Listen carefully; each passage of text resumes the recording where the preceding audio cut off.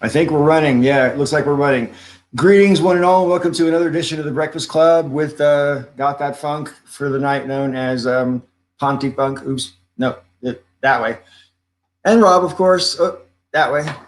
My God, it's been a while. Yeah. Oh, Yeah, and we anticipate more reprobates and intellectuals to come in at various times throughout the evening. How's it going, Rob?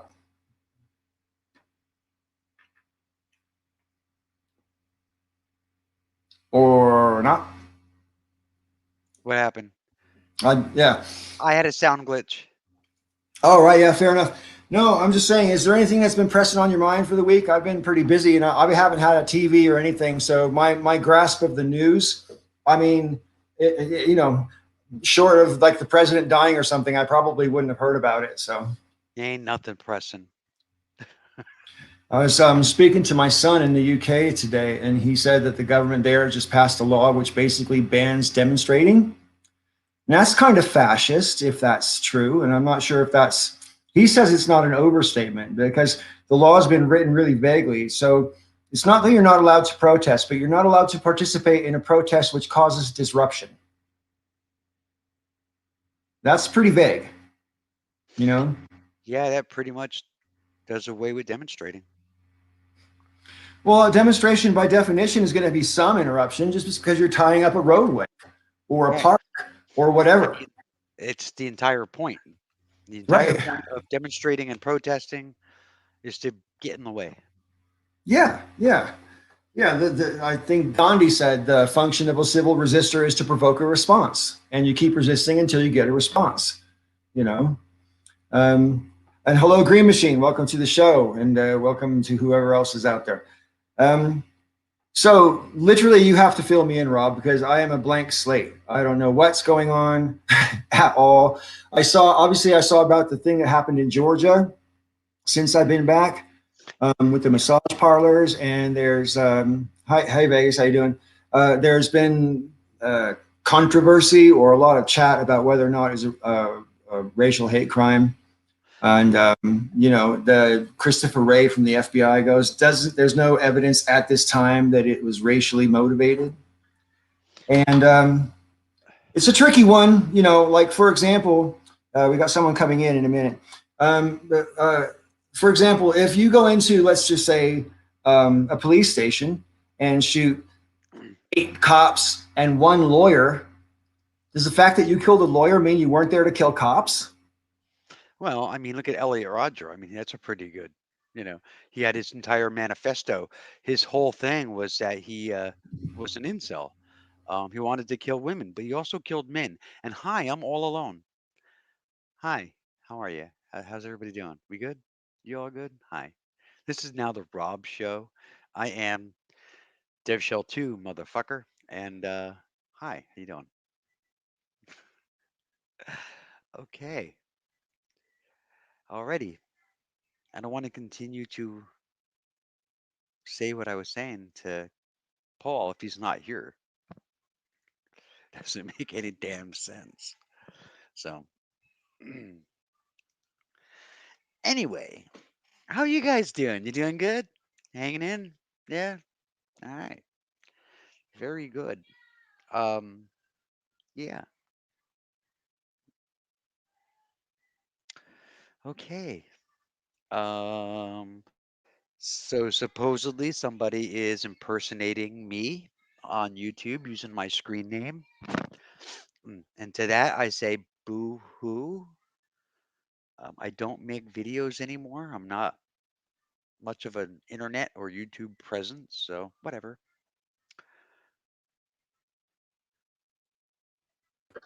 I don't think so. Hey, what's up, Mr. Splainer?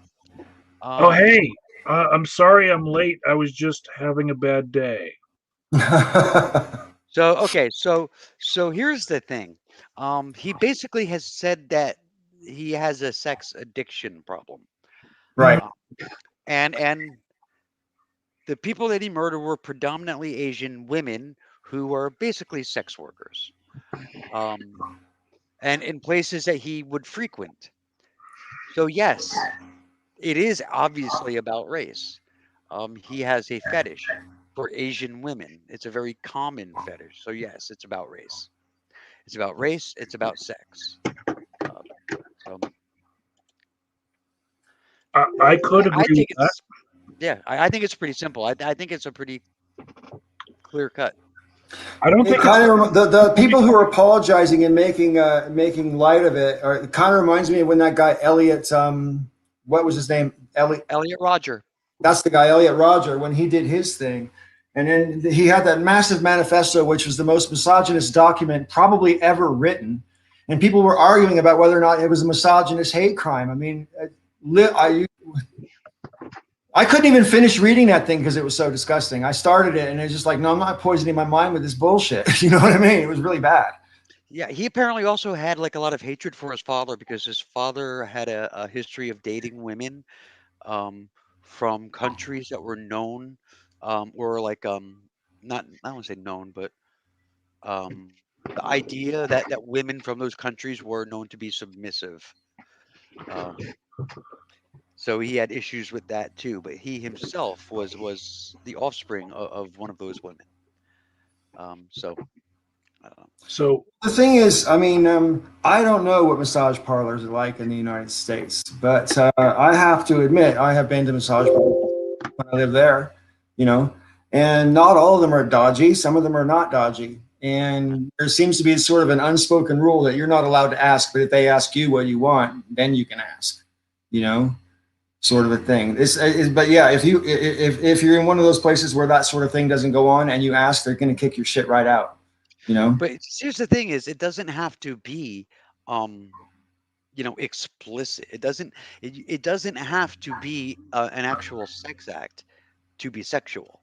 um I used to give massage Me too, and I couldn't agree more. I got paid for it, and I had clients that got off, and I never touched them in a way that would be considered um sex. So I mean,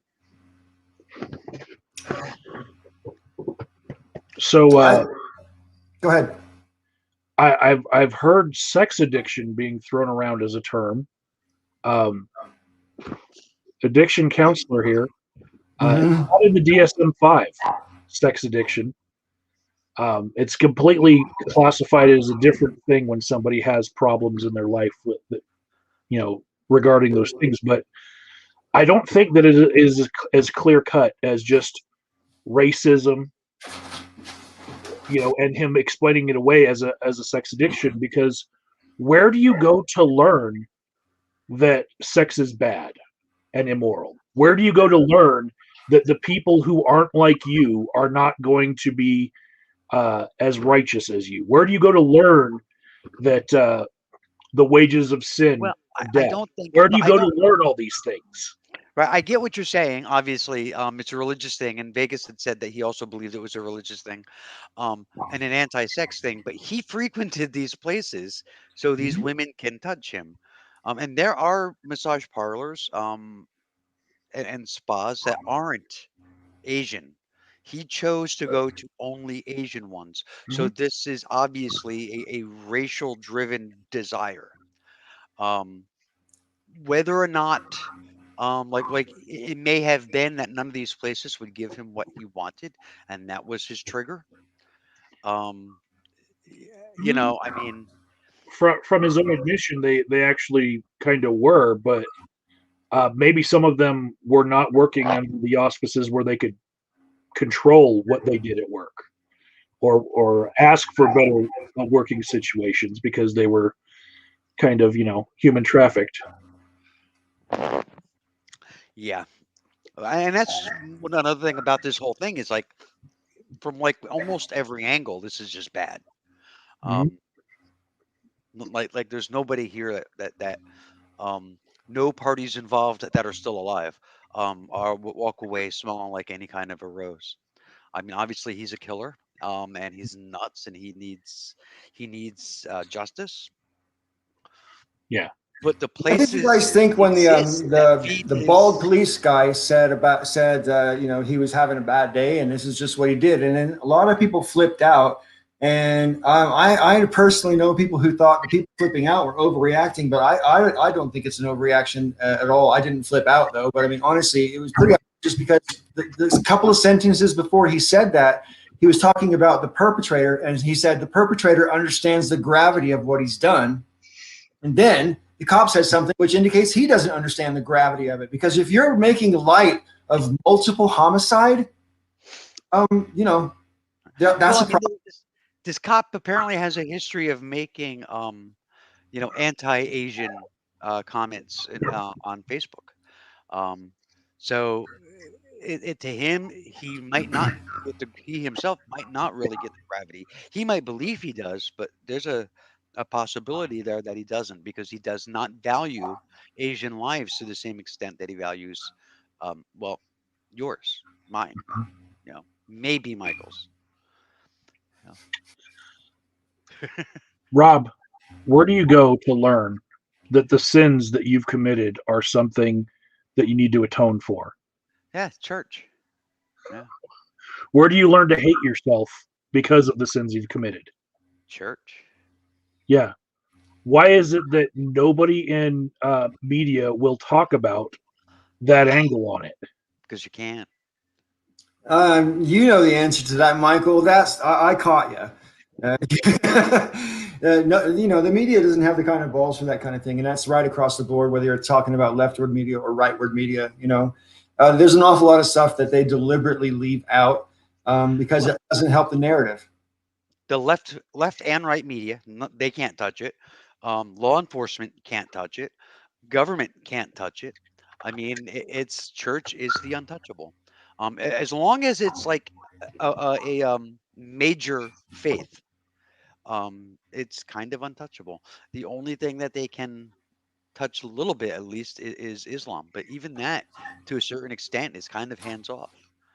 Um, if he had been of Middle Eastern descent and he was Muslim, then yeah, they would have blamed the religion. So I'm not trying to make excuses for the cop the way that he was trying to make excuses for a murderer, but can you imagine being in the cop's shoes where he just got a confession from a guy where to the cop it's pretty clear the guy's falling out his religious convictions, and the cop himself does not want to say that in his own community. Oh yeah, this guy learned it in church. So what does he come up with? He had a bad day. So you had a bad day. Sorry. Yeah. I was oh shit. Keep fucking knocking it. I was actually floored when he said that. I couldn't believe it. It's almost like you can't write this shit. You know, it's just nuts, basically. But there's another thing I wanted to talk about, which is completely off that topic. But I'm not sure if we've exhausted that one or not yet. No? Yes? I don't know. Okay, so the decisiveness is key here. All right, so I'm gonna move on and tell me if you guys have already talked about this stuff, but while I was gone, because I don't even know. But one thing that happened while I was gone, which I had to hear a lot about, unfortunately, was the whole Meghan and Harry on Oprah thing. Did that ever get talked about on the Breakfast Club? Not A little really. bit. Yeah. Just slightly. Yeah, because I was just like, I don't know. The institution of the monarchy being institutionally racist is about as surprising as the sunrise. That's not news. You know what I mean? You can't dominate 40% of the Earth's surface if you don't have certain prejudices, right? And I'm not saying that modern British people all have those prejudices, not by any imagination, but the monarchy itself as an institution is meant to be representative over the vastness of time. You know what I mean? And I don't know, I just find it amusing. On the other hand, I find Meghan and Harry's appalling. Their behavior's awful. If those are my family members, I'd be fucking pissed off.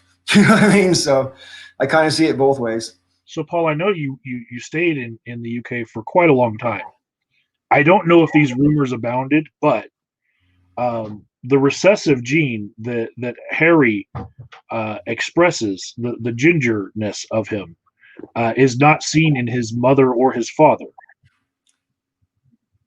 You can Google comparisons of Harry and the guy who's rumored to be his father. Yeah. Who's James somebody, and you can Google it not just from like now, but at the various different comparable ages when they were growing up, and it's pretty fucking striking. James Hewitt, that's his name, James Hewitt.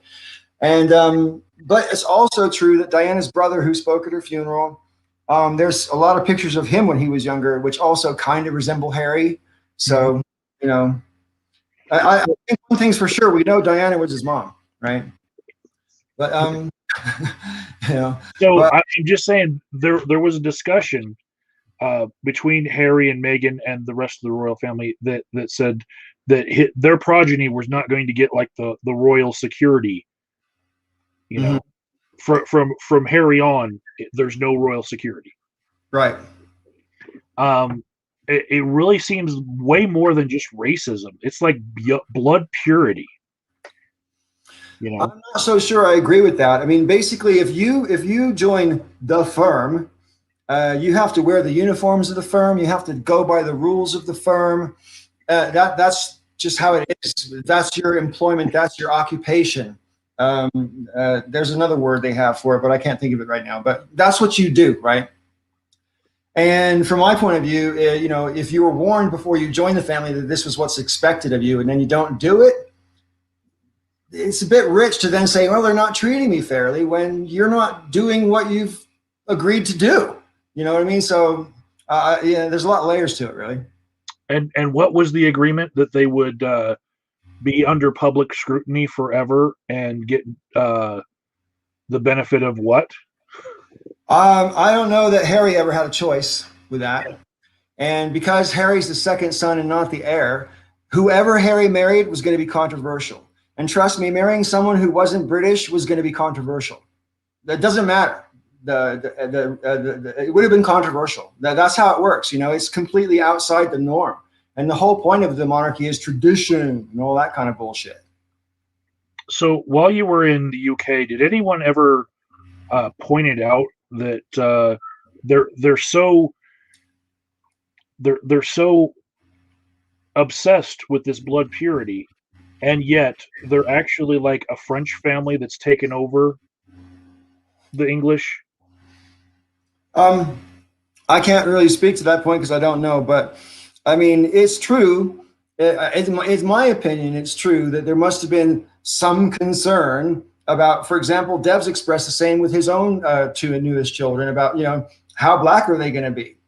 Now, Dev had a reason for thinking that, and you can explain it yourself again if you want to, Rob. But I mean, my summation would basically be, you wouldn't necessarily know. There's certain things that your child might go through if they were particularly dark that you couldn't possibly give them advice from a standpoint of experience, you know? So, and that to me is a valid concern, but you know, how's it going to look in pictures is not a valid concern, you know? And I think that's possibly where the institutional racism part comes in, because I'm sure there's people in the royal family who are just like, we're not having a black baby on the balcony of Buckingham Palace, you know? It wouldn't surprise me. These people are, I mean, Prince, what's his name? The Queen's husband, Prince Philip, is famously racist. You know what I mean? The Queen Mother, before she died, famously racist. But of course, when she was alive, there was still an empire, you know? So yeah, to me, it's not surprising or necessarily incorrect to say the monarchy is racist, but it's also not okay to break all the rules that you agreed to and then say, wham, wham, wham, I haven't been treated fairly. I mean, it's just, it's pathetic to me, really. You know, that's how I see it anyway. Before this interview, and like I had not looked into the royal family or like paid attention to much news about them Right. before this Oprah interview. And I actually hadn't realized that Meghan Markle was anything but white. It just didn't dawn on me that there was something different, you know? And that from other people as well. I don't know. I watched Suits when she was on Suits, and she was half black in that, so I just assumed that was the thing, and I guess it is, right? But anyway, no, my whole thing is that, you know, both sides can be wrong at the same time in all this shit. You know what I mean? I mean, they're basically marketing grief and grievance. You know what I mean? Their whole thing is trashing the family. That's how they're going to sustain themselves. And if they can't afford to make up with the royal family, because then they don't have a grift. I see what you're saying, because And- they decided to leave, and that is their whole book story from here on out. The whole Right.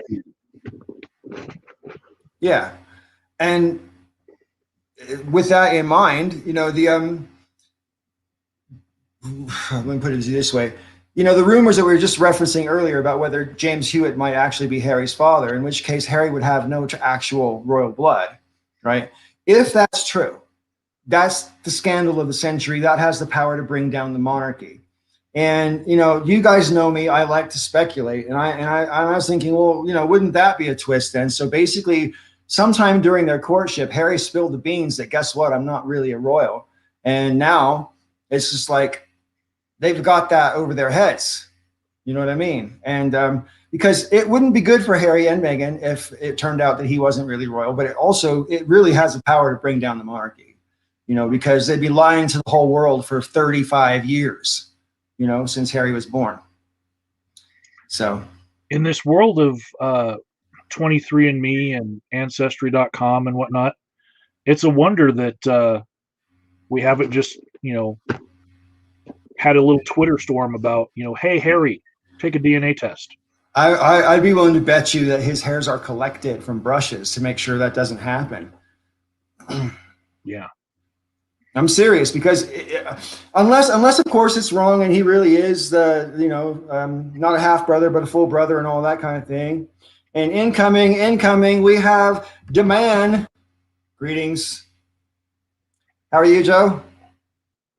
You need to pull him into the room first. We all want to hear how he's doing. Howdy. Uh-oh, hang on. Joe, how are you doing? I'm doing okay. Well, you'd be the only one that it'd be okay for us to hear is not having a good day. Oh, yeah. No, we played Hackmaster today. I ran a game. I'm redoing the old D&D module Isle of Dread, but I've like doubled the size of the island, and I'm putting in all sorts of pop culture and geek culture things in there. So they went through in their canoes, and they ended up falling down a waterfall and ending up in this place where there were strange dinosaurs and hairy hominids and some tall reptilian types with big bulgy eyes. If you know where I'm going. Land of the Lost. Yes. Yep. So I've got like for people who know comic, I got Kazar in there. I got the Beastmaster in there. In the at some point in the adventure, I'm there's going to be kaiju. Godzilla's going to be there. I mean, I'm putting everything in this fucking module. I'm actually taking 3 D&D modules and I'm inserting them in this 4th module, in addition to all the other stuff. So I'm making a campaign out of it. So it's pretty cool. Joe, if you look back at your life, was there any pauses in your ability to play D&D with friends? Yes. What was the most recent pause? The most recent pause was my other campaign. One guy moved out to Iowa. His brother committed suicide, and another guy died from pneumonia. So that kind of killed that campaign. How long ago was that? 3 years ago. Okay. And then the guys I'm playing with now, I mean, there's guys I've been playing. I've got a campaign with those same people going back to literally to high school. But we started a new campaign because I was getting kind of in a rut. And COVID's actually helped because we started going, doing Skype and Zoom and all that. And so now we play like every other week, whereas before, because one guy's in Scranton and the other guy's in Staten Island, so we were playing like 2 or 3 times a year. Now we're playing, twice a month. I've got this theory that in very pressing times, there's these gulfs of creativity that happen, where like a lot of people just lose their ability to engage in the hobbies, and then once those times are over, there's this boom of creativity. Yep. You know, That can all be explained with astrology. okay. So I was just getting back into my art. Oh, wow. And you know, I can remember about 3-4 years ago painting that guy right there, posting it to Facebook. But I started doing portraits again, and I was thinking, like, what is it about this year that just seems like I can do my art again, like I can be creative again. I like, again, I don't know about your case, but I really do put a lot of it up to COVID. People have a lot more time because they're not commuting places and they're not going out and doing all the other usual things, and so that's why a lot of people have taken up baking bread. Like, Mike, you never met my wife, but Rob has, and so has Paul, and she in the last year has become an excellent bread baker. Oh, your house must smell amazing. Mm. When my kids were babies, we used to bake our own bread, and yeah, the whole house reeks of bread all day. It's great. Yeah, I love that smell of yeast. Yep.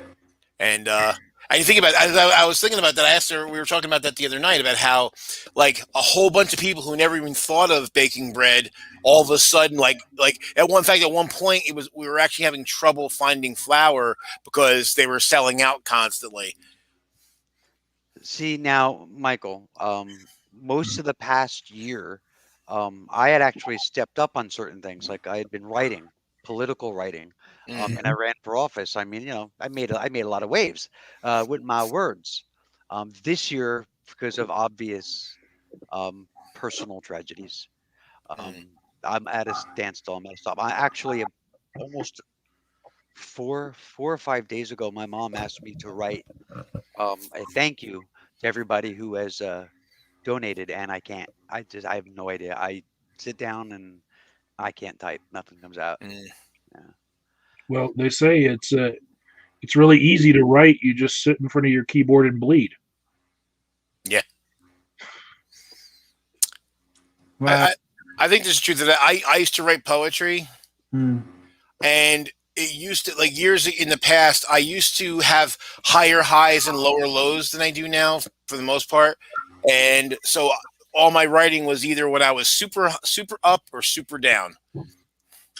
well, back when I was, before I ever got married and everything like that, I was, I guess you'd call me a poet, because I wrote poems literally every single day for years in a row. And most of them followed me around the world. And when I was packing my stuff up to come to America from the UK, I left most of them behind because, you know, you can't take everything. But it gave me cause to go through them for the first time in I don't even know how many years, right? And it's interesting because, you know, you look at, while I was writing those poems, I thought they were all very different, and every poem was expressing a very different thing and whatever. And now, with the wisdom of years and, you know, knowing the arc that my life has followed, I look back at those poems and they're all basically the same. You know, it's kind of weird because I didn't really recognize that contemporaneously, but now it's very obvious to me how I'm not the same in structure necessarily, but you know, they're coming from the same place of, you know, misunderstood longing for love and all that kind of crap that you go through when you're in your 20s. Yeah. I don't know about that, Paul. I don't know about all that, a bunch of crap. I mean, there's a multi-billion-dollar industry built on that crap. Oh, absolutely. But I kind of object to the industry being built on crap, though. I mean, I know this makes me sound like an old fucker, but that's because I am, right? The 70s were the best decade for music, film, basically pop culture in general, right? I mean, and, you know, album covers were completely of a thing among themselves, and the what do you call me? The notes, the liner notes on the inside, depending on the band, it could be some of the most entertaining parts about the album, like Funkadelic or even Van Halen for that matter. You read the inside of their albums and they're quite funny sometimes. And it's like, and sometimes, theme albums are something I used to really like, and you don't get that kind of music, just doesn't exist anymore because it doesn't pay. You know what I mean? Who wants to listen to a 20-minute long song in 2021? People's attention span is 25 seconds, not 20 minutes. Yeah. Yeah. Even Metallica. Sorry, just real quick, my favorite album of the past 20 years is the last album by Tool called Fear Inoculum. And if you've never listened to it, it's the best album I've ever heard. Pretty much. It's right up there with Dark Side of the Moon or Electric Ladyland or whatever, but it's an hour and a half long. You got to be in the mood to listen to some music, if you're going to put that on. It's not background music. Right. Well, I mean, that's the thing. I mean, if you even looking like a band like Metallica, in the 80s and 90s, and they were writing songs that are 7, 8, 9 minutes long, and now, the newer albums, it's a lot shorter than that. Sure. And I don't mind short ditties, don't get me wrong, but you're limiting the scope for creativity if you think I've got to keep everything under 4:15 or I'm not going to get played or whatever, Yeah. Yeah, I mean, the one play, I think the 80s and 90s were good for metal. But it's funny, in the 70s, when I was young, I mostly listened to like pop music, and it was like, Anne Murray and Garbage, stuff like that. So I missed out on all the bands you're talking about. I didn't know those guys until it wasn't actually, I discovered metal, and then I back discovered 70s rock. Well, this is the kind of music geek I am, right? And as you guys know as well, I'm a bit of a psychonaut. And there's certain albums that I save for just the right moment. And I never listened to Electric Ladyland until 2015, because I was waiting and waiting and waiting and waiting and waiting. And then finally I got the right combination of circumstances, right? Because that's like, when I used to be on the radio, that got voted multiple times. And I knew a couple songs off of it and whatever, but I never listened to the whole thing from start to finish. And you transported you, man. It's great. Yeah, I actually had to go look it up because I didn't know whose album that was. Electric Ladyland's Jimi Hendrix, 1968. Yeah. I was looking it up as hang on a second.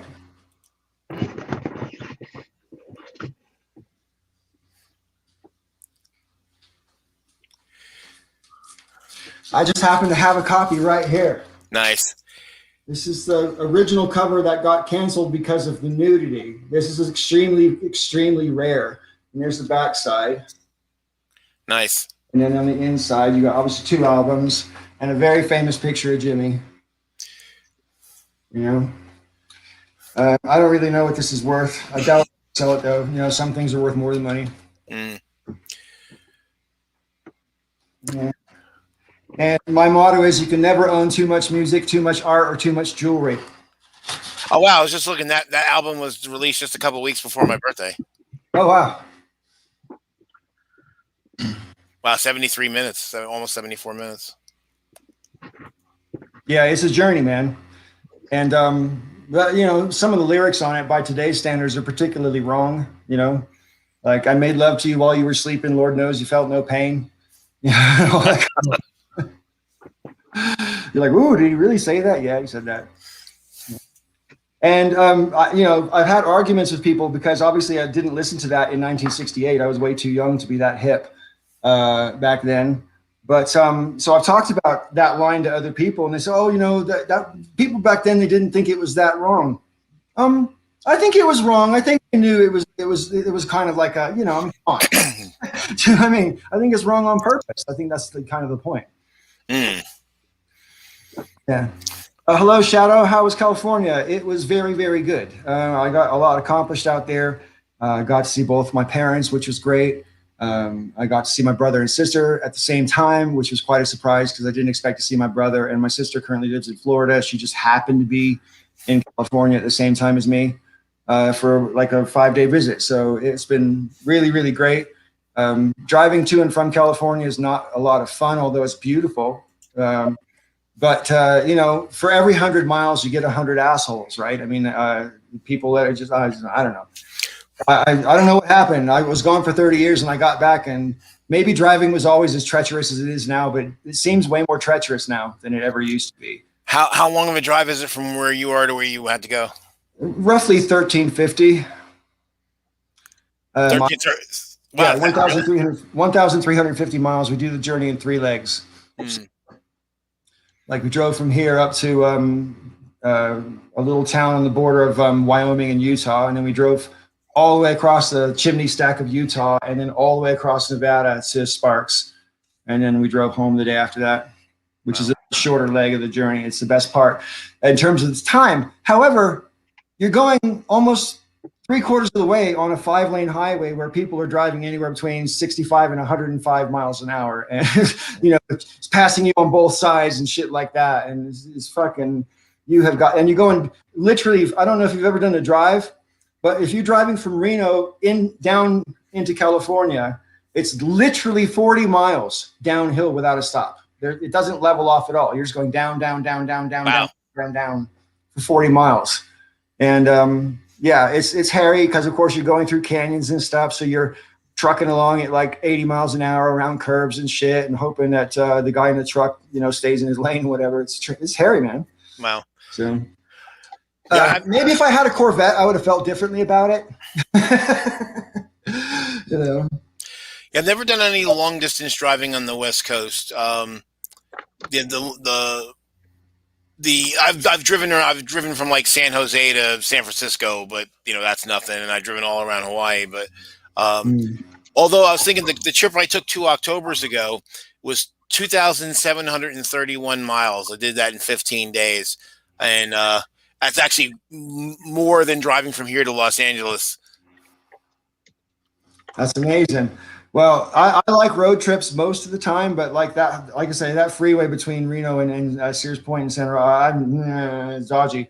But I've done like Santa Rosa to LA. I don't know how many times, maybe a dozen. I've done Santa Rosa to Vegas twice. I've done Santa Rosa to the Grand Canyon once as well. And when you're driving across the Arizona desert, that's some seriously cool road trip. And honestly, you just roll a joint, kick your feet on the dashboard, and hit the cruise control. Nice. And Prince, and you're done. Just go right on down the road. So I drove. Well, actually, I drove from Phoenix to like right near the border because I had to go to Fort Huachuca. So we flew into Phoenix and then drove down to near Bisbee. When I moved to Alaska, I had to drive up into a place called Prince Rupert in Canada, and the first day I drove all the way to Vancouver from Santa Rosa, which was like 11 hours of driving. I'm sure that's illegal, but I kind of had to do it. It's illegal? I think you're not supposed to drive for more than 10 hours at a time, yeah. I know you're not allowed to drive in the state of California for 10 hours, but you could literally transverse California from top to bottom in less than that. So maybe less than that, but about that. Right, right. Yeah, 10 hours gets me to like North Carolina or well into Canada. Because I can get to Toronto in about 8 hours, maybe a little bit less. Wow. Yeah, I'd like to go to Toronto. It looks, I'm not a big fan of cities normally, but Toronto looks like a cool city. Toronto's cool. It's very clean. There's cool places to go and eat. Actually, it looks like 7.5 hours for Toronto for me, for my house. It's interesting you say it's very clean, because I've heard that comment about Toronto from about half a dozen different people over the past 20 or 30 years. And I've never been there. My daughter went there and she came back and said, it's the cleanest city I've ever seen, which is something, because she's been to Amsterdam, and Amsterdam is the cleanest city I've ever seen. You walk around Amsterdam, there's no litter anywhere. There's hardly any noise because everyone's on a bike, so there's hardly any traffic noise or fumes or anything like that. It's an incredibly, it's in Holland or Netherlands or whatever, because almost everybody's riding a bike. It's probably one of the physically fittest countries in the world. They can get away with riding bikes everywhere in Holland because it's flat as fuck. You know what I mean? Yeah, I've driven. I didn't make it up to Amsterdam, but I've been to Arnhem. Right. And although to be honest, the people in Arnhem were kind of dicks to me. Really? Yeah, I was not happy. I mean, and the thing is, and I when I go to other countries, I don't expect anyone to cater to me. So I got my Dutch phrase book. I'm like, hey, it's your country. I'm going to try to speak your language best I can, and all this. And everywhere I went, people were just kind of like really dismissive to me and rude. My wife did not have the same experience, so I don't know if that, if there's anything to that, but. But I said we were driving back because we had to go up there, and then we had to go back to Frankfurt. And we were driving back, and I said I can't wait to get back to the warmth of the German people, because the Germans were actually friendlier, at least to me, than the Dutch were. That's really interesting. I've always had good experiences. I've only been to Amsterdam twice, but I really liked it. I have 4 friends in Britain who went to Amsterdam and had been mugged in Amsterdam. So. Knowing that before I went the first time, I thought it might be a bit of a dodgy city, but I found it to be really open and friendly. And as I said before, very clean and quiet as well. For a capital city, it's quiet because, like I say, there's no traffic and there's no major anything going on. It's just people walking in on their bikes for the most part. And everybody is high. All the foreigners are high, Joe. All the foreigners are high.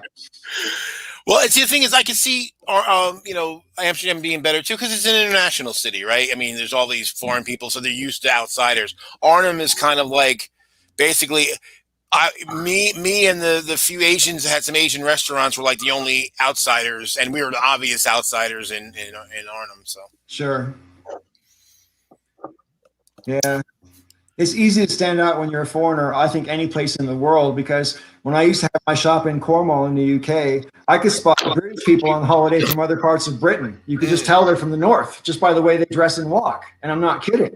And maybe that's like an unfair prejudice, but you meet enough people, you see enough things in common, you can't help but draw those types of conclusions. I mean, there's, especially in the early noughties, there's like a particular look that these northern tourists would have, and you just go, that guy's going to have like a Liverpudlian accent or a Manchester accent. I guarantee you. And they're almost never wrong. That's cool. And so if you can spot an Englishman on holiday in his own country, think of how much you stand out if you go someplace far field. That's true. Yeah, like I always stuck out in Germany too. I mean, there were more darker people in Germany than there were in the Netherlands, but I mean, it was really funny in Germany because like the Germans would never stare at you because it's rude and they wouldn't do that. But the Germans, like I was in the airport and I'm just a big guy, I stand out and I'm weird and all that, but they were so not staring at me that they were conspicuously not staring at me. Like, it was actually felt weirder. Because like they were like, it was like they actually avoiding even looking in my general direction. So it would have felt less weird if they were staring at me. Joe, if I was in your position, I would have cut a massive fart. Well, one thing was fun. One night we first night Suzanne and I got to Frankfurt. We decided we went to a restaurant in the old city, and there like nobody speaks English. If you go most places in Frankfurt, most people will speak English. But we go in the old city, we go in this restaurant, and like we were like the youngest people there, and Suzanne's older than me as it was, and we were still the youngest people there, and no one spoke English, and I locked eyes. There was a German woman just happened to look in my direction, and she was I don't know, she was 70 something, and up, and it was like her and her husband and another couple. And I looked at her and I smiled, and her first reaction was kind of shock because Germans don't really engage one another outside unless they know each other. And so it was like, her first reaction was, oh, someone's smiling at me. And then she kind of, her brain was like, oh no, that's a good thing. And then she smiled. It was like, oh, someone's smiling at me. And she did like actually a little curtsy. It was cute. It was really cute. It was a little old lady. Cause she's just not used to people engaging in public. They just don't do it. So they're not rude. They're not unfriendly. They just have a separation. I think it's like that in Britain, but in a different way, I mean, the British people are famous for their reserve and all that kind of stuff. And insofar as it's maybe a little bit harder to get to know a British person than it is to get to know an American, and because Americans are, here's my life, whereas British people want to figure you out a little bit before they let you into all that stuff, And I respect that, that's very Earn your place. And see, that's very different from Ireland. And you always heard about the Irish and the gift of gab. They weren't kidding, man. It was they were very open in Cork City and in Kilkenny City. But when we got to Dublin, forget it. It was like we got in the cab and we weren't even settled in our seats, and already the cabbie was talking to us. It was like, whoa, shit, And then we go to restaurants and people they'll see you and like, oh, you're not from here. What's going on? Blah blah blah blah blah. And it was actually kind of nice because and as much as I talk, I know I talk a lot. The Irish people in Ireland actually talk more than I do, if you can believe. No. Yeah, I know. I could talk the hind legs off a donkey, so I have no room to criticize or complain or remark, even really. So, Joe, it's been a while since we've had a chat. What's been chapping your ass over the past month that I haven't been privy to? Because I haven't seen 3-4 hour videos, and I've had no Wi-Fi, so I haven't watched any of it. Is there something that you'd like to reiterate or re-explore or whatever? Probably a few things, but I mean, obviously the latest thing is what happened in Atlanta. Right. Yeah. And the thing is that some people were like, oh well, maybe it was about sex addiction. All right, you know what? Maybe that was part of it, but the idea that he just happened to show up at Asian massage places and not the Russian ones, not the American ones. He didn't go to a go-go bar. He didn't go to any number of places, where that would have fit the bill. So, and now I know 2 of the places were across away from one another, but he went to one, did his thing, went to another place, and then killed some more, and then went across the street. So he this was planned because he knew where he was going. And it was only Asian owned places. So there's got to be at least some racial element in there. I mean, maybe it's not the whole thing. And I'm so sick and tired of, even if it was, just say for pretend, it was just dumb coincidence that it was Asian women. The fact of the matter is we know that violence toward Asians is ticked up to a much higher degree.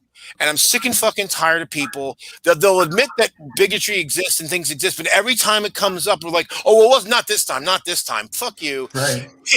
It's prevalent in our society and has been for 200 years, ever since the 1800s, ever since the people from China started coming here in large numbers.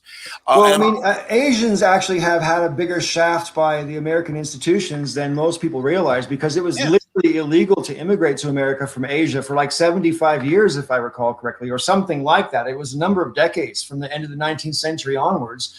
Right. You weren't allowed to immigrate to America unless you already had family in America, if you were immigrating from the Asian continent, right? Right. That was a big hamper. So there's that. But in the middle of the 19th century, the famously a lot of Chinese people came to America to build the railway across the country, and a lot of them settled in Truckee, which is just not far away from Lake Tahoe, right? And they were literally ethnically cleansed. They had their houses burned down, and they were all chased out of town. Yeah.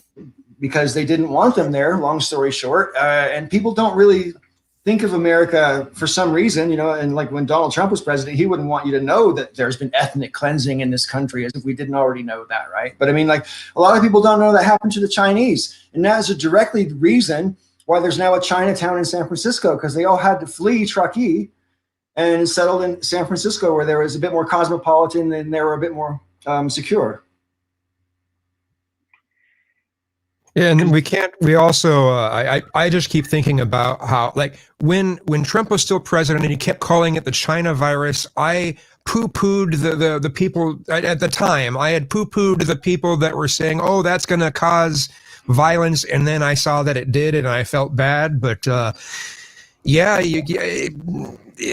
guess I don't know more to say on that, but Trump really added to this. Well, yeah, insofar as the conditions were sustained for a long period of time where people seem to feel licensed to behave in ways that are virtually unarguably immoral. I mean, so yeah. And what I kind of get annoyed. I mean, don't get me wrong. I recognize my thinking is framed by my privilege in this matter, because to me, I understand that hate crimes, there's an argument that hate crimes are classified as such. I understand some of those arguments, but some of them I don't, because to me, the pertinent thing in this case is there's 8 dead people and that guy needs to face justice. That's the irreducible minimum, right? And everything else that gets piled on top of that, I question whether or not it will lead to the desired conclusion. You know? Yeah, I mean, the other thing about element that pisses me off, though, and this is where anyone who doesn't want to believe that there's white supremacy, every time it's a white terrorist who does whatever, maybe even if this guy was doing it because they were women, that's still a problem, right? And the thing is, it's always, oh, he was like this guy, oh, he was having a bad day, really bad fucking day, huh? I've had a lot of bad days, never killed anybody. But yet, if it's somebody who's not white, who's not male, then that gets applied to that entire group. And I'm sick and tired of like I'm being made. I've got to answer for every fucking black dude who does something wrong, and every Asian's got to answer for every, So because like the whole thing with the virus. Well, okay, let's pretend that it's totally the Chinese government's fault that it got here. It's not, but just pretended it was. Well, that doesn't mean every fucking Asian person who exists is liable for that, especially since bigots can't tell the difference between Chinese and Vietnamese and Filipino and everybody else. So someone looks vaguely Asian and they attack them. Well, that's fucking horrible. But if a Christian does something in the name of their religion, we're not even supposed to say that it's Christianity's fault. Yeah, Michael was making that point earlier. Right, and we certainly can't hold all Christians accountable for that. But I'm ready to go there, Joe. Let's do it. Yeah, but if they were Muslim though, like some fucking on PZ Myers thing, he was posted something, and then some fucking bigot shithead had to all about Islam. I'm like, you know what? They're radical Islamists are a problem, no doubt. I agree.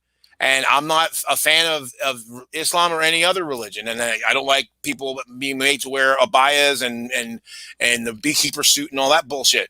However, the idea that, it's this fucking fear, this thing, Islam, that's all the problem. Like, you know what?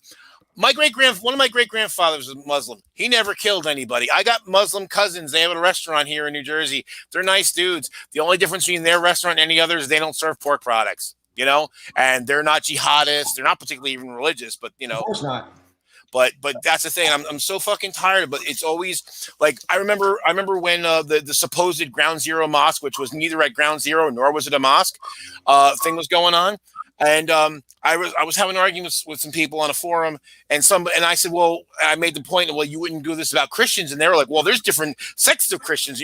There's different types. There's Catholics and there's different types of Protestants. I'm like, so you're telling me that there's no sects of Islam? There's no different Muslim sects? I'm like, you see, this shows your fucking ignorance. I'm like, you know what the difference between a Sunni and a Shiite? You know what a Wahhabist is? You don't know any of this fucking thing, but because you're ignorant, you've lumped them all in one group and are completely ignorant of the difference. The fact that the Muslim extremists that we are concerned about are mostly killing other Muslims because they're not the right kind of Muslim, or they're not Muslim enough, or they're not Orthodox enough. And why is it? It's just that one, it's everyone brown, everyone not white, everyone not Christian, and sometimes even male. Because the same thing with feminism, they'll pick Chanty Binks as the representative of all feminists, when of course, there's a whole panoply of feminists, some of whom are horrible and some of whom are pretty fucking awesome. When you say that, it makes me think about the fact that when you look at the clips of what Chanty Binks was saying, if you look past her attitude, she was actually trying to agree with the people she was talking to. Right. She was doing it in an aggressive way, which wasn't maybe productive. But she wasn't wrong. But that's the thing. That's what people do, but yet again, we're not supposed to do that. And that's the thing.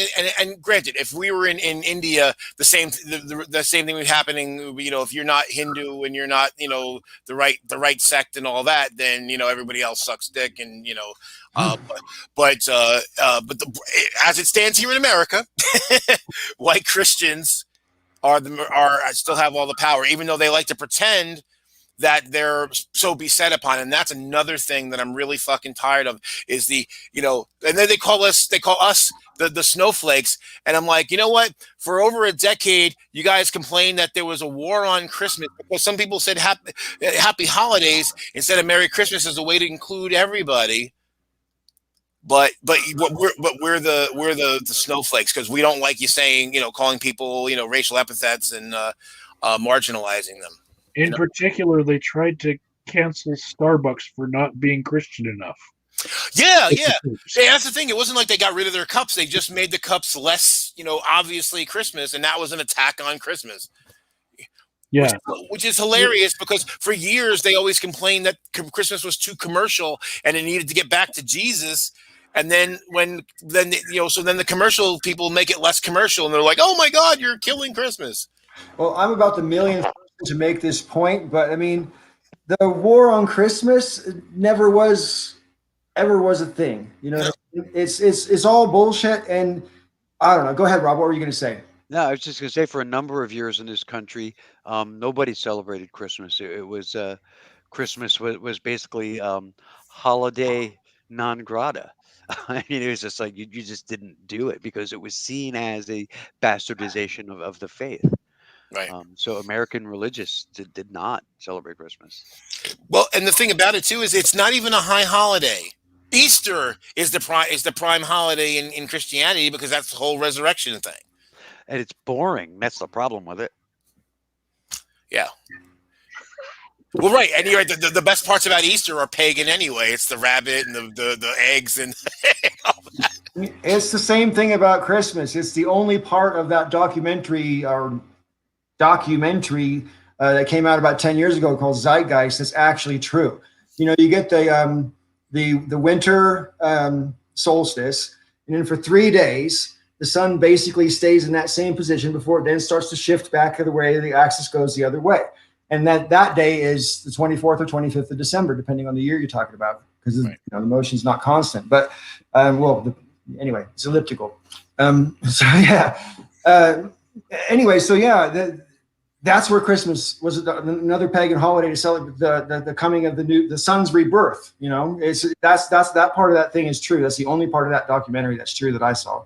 Yeah. Everything else is a bunch of conjecture and make up stuff. Well, also, and around the same time that the supposed war on Christmas was going on, in Connecticut, at the time, the Connecticut legislature kind of leaned Republican a little bit, and they actually passed a resolution insisting that the tree that was put up on the whatever in the state capitol was called a Christmas tree and not the holiday tree. And I'm like, the tree is pagan, and it specifically says in the Bible that it's not a commandment, but it's kind of like you really shouldn't decorate the tree because that's a pagan thing and it's empty work, so don't do it.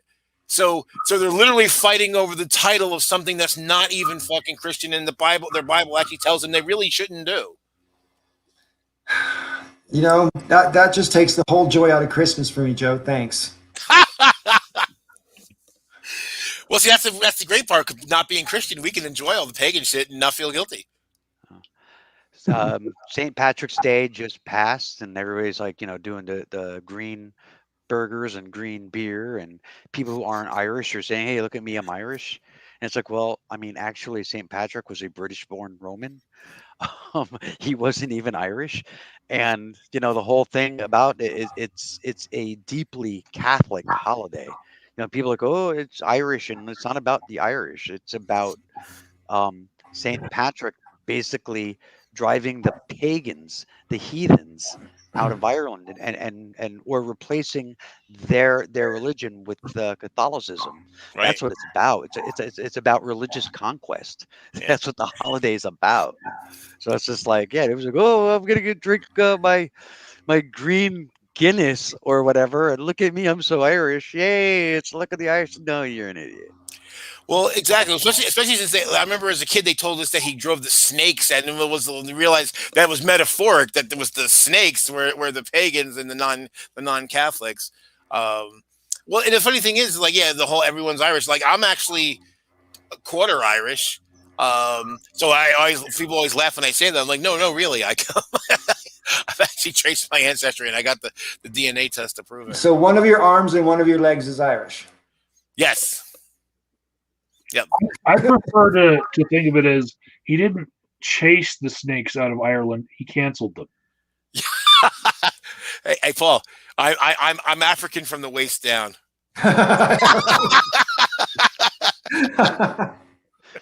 Me too. That's a bumper sticker just waiting to be made, Joe. Yeah. I think virtually almost all holidays these days are to some extent at least, just an excuse to take the day off and maybe get drunk or whatever. That's fair enough. Quite frankly, people work hard.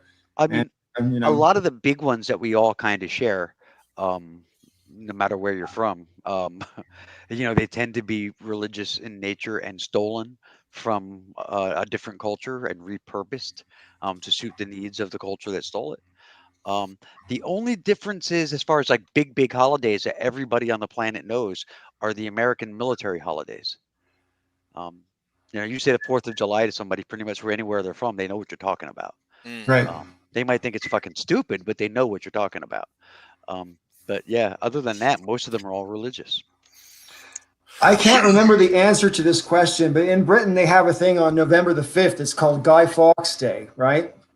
And they have these massive bonfires and they burn effigies of Guy Fawkes and everything like that. Because Guy Fawkes, way back in the 17th century, I think, put a whole bunch of TNT or explosives or whatever under the Houses of Parliament. He was going to blow up the Houses of Parliament.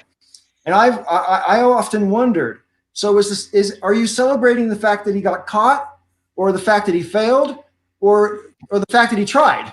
The fact that he tried, the fact that he failed is why they're celebrating. That's why they burn the effigies and everything. But that's what gets me about people who wear the Guy Fawkes masks, and they think, the ones that think, oh, we're radicals. I'm like, you realize you're wearing the mask of that's depicting a Christian terrorist. Yeah. Well, I mean, I know you've mentioned that several times over the last several years, and I don't say anything because you're entitled, number one, and number two, I kind of disagree with the like let them repurpose it. You know what I mean? It's like, so what? So what? Your point is valid, but so what? They repurpose it. Shit gets repurposed all the time. Look at Christmas. Look at the swastika. It used to be a holy symbol in Asia, Yeah. and then it's been ruined for at least a couple of 100 years by the Nazis. Yeah. 100 years, a couple 100 years, maybe forever. I don't know. We'll never find out, will we, kids? Well, I'll tell you what. If you get to 200 years old before me, buddy, I'll be surprised because I'm 10 years older than you, or 8, or whatever. So, yeah, I'll tell you. That's a funny thing.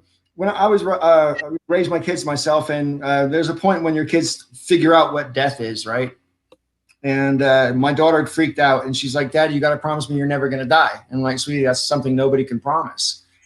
That's something it's just, And she was only like 4, but I'm like, I can't promise you that, because I taught my kids, you never make a threat and you never make a promise unless you're going to do it. There's, those are really serious things to do, so just don't do those things, basically. And so I said, I can't promise. And I said, I'll tell you what, honey, I'll try my hardest to live to be 150.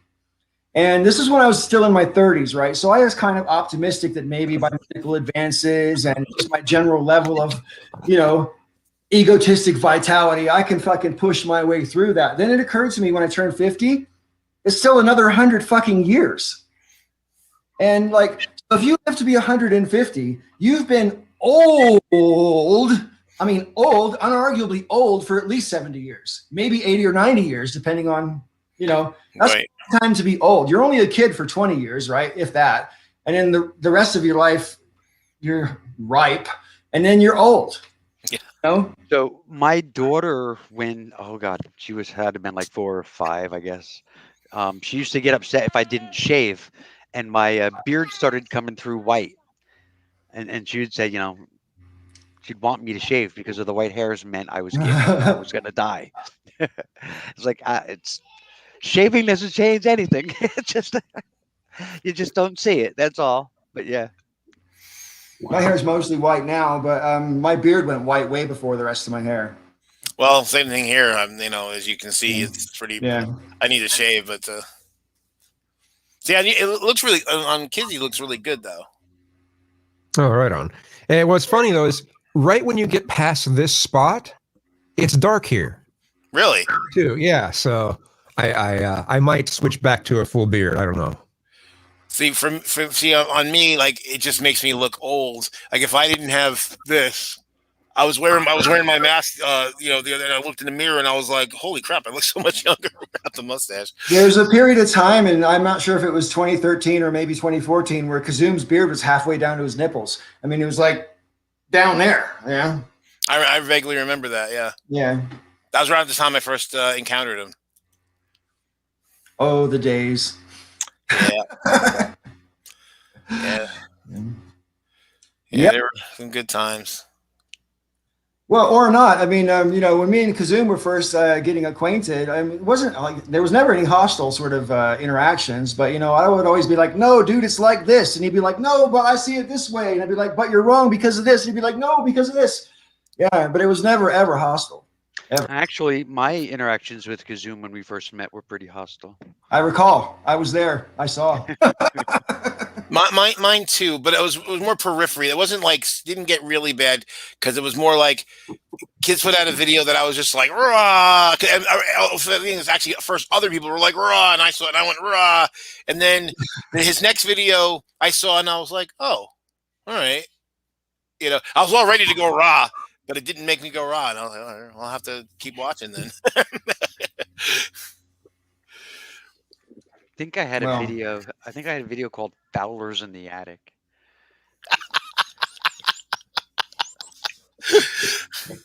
That's funny. Yeah, that's back when we could do reaction videos. That was awesome. I miss those days. I think though, when Rob's talking about reacting to Kazum's videos, you couldn't post them as responses anymore back then, but it was still definitely video responses. And one of the funniest things I remember, and no offense, Kazum, one of the funniest things I remember Rob saying was, "You like EDM and you think that's a problem in the gay world or the gay community?" And I'm just,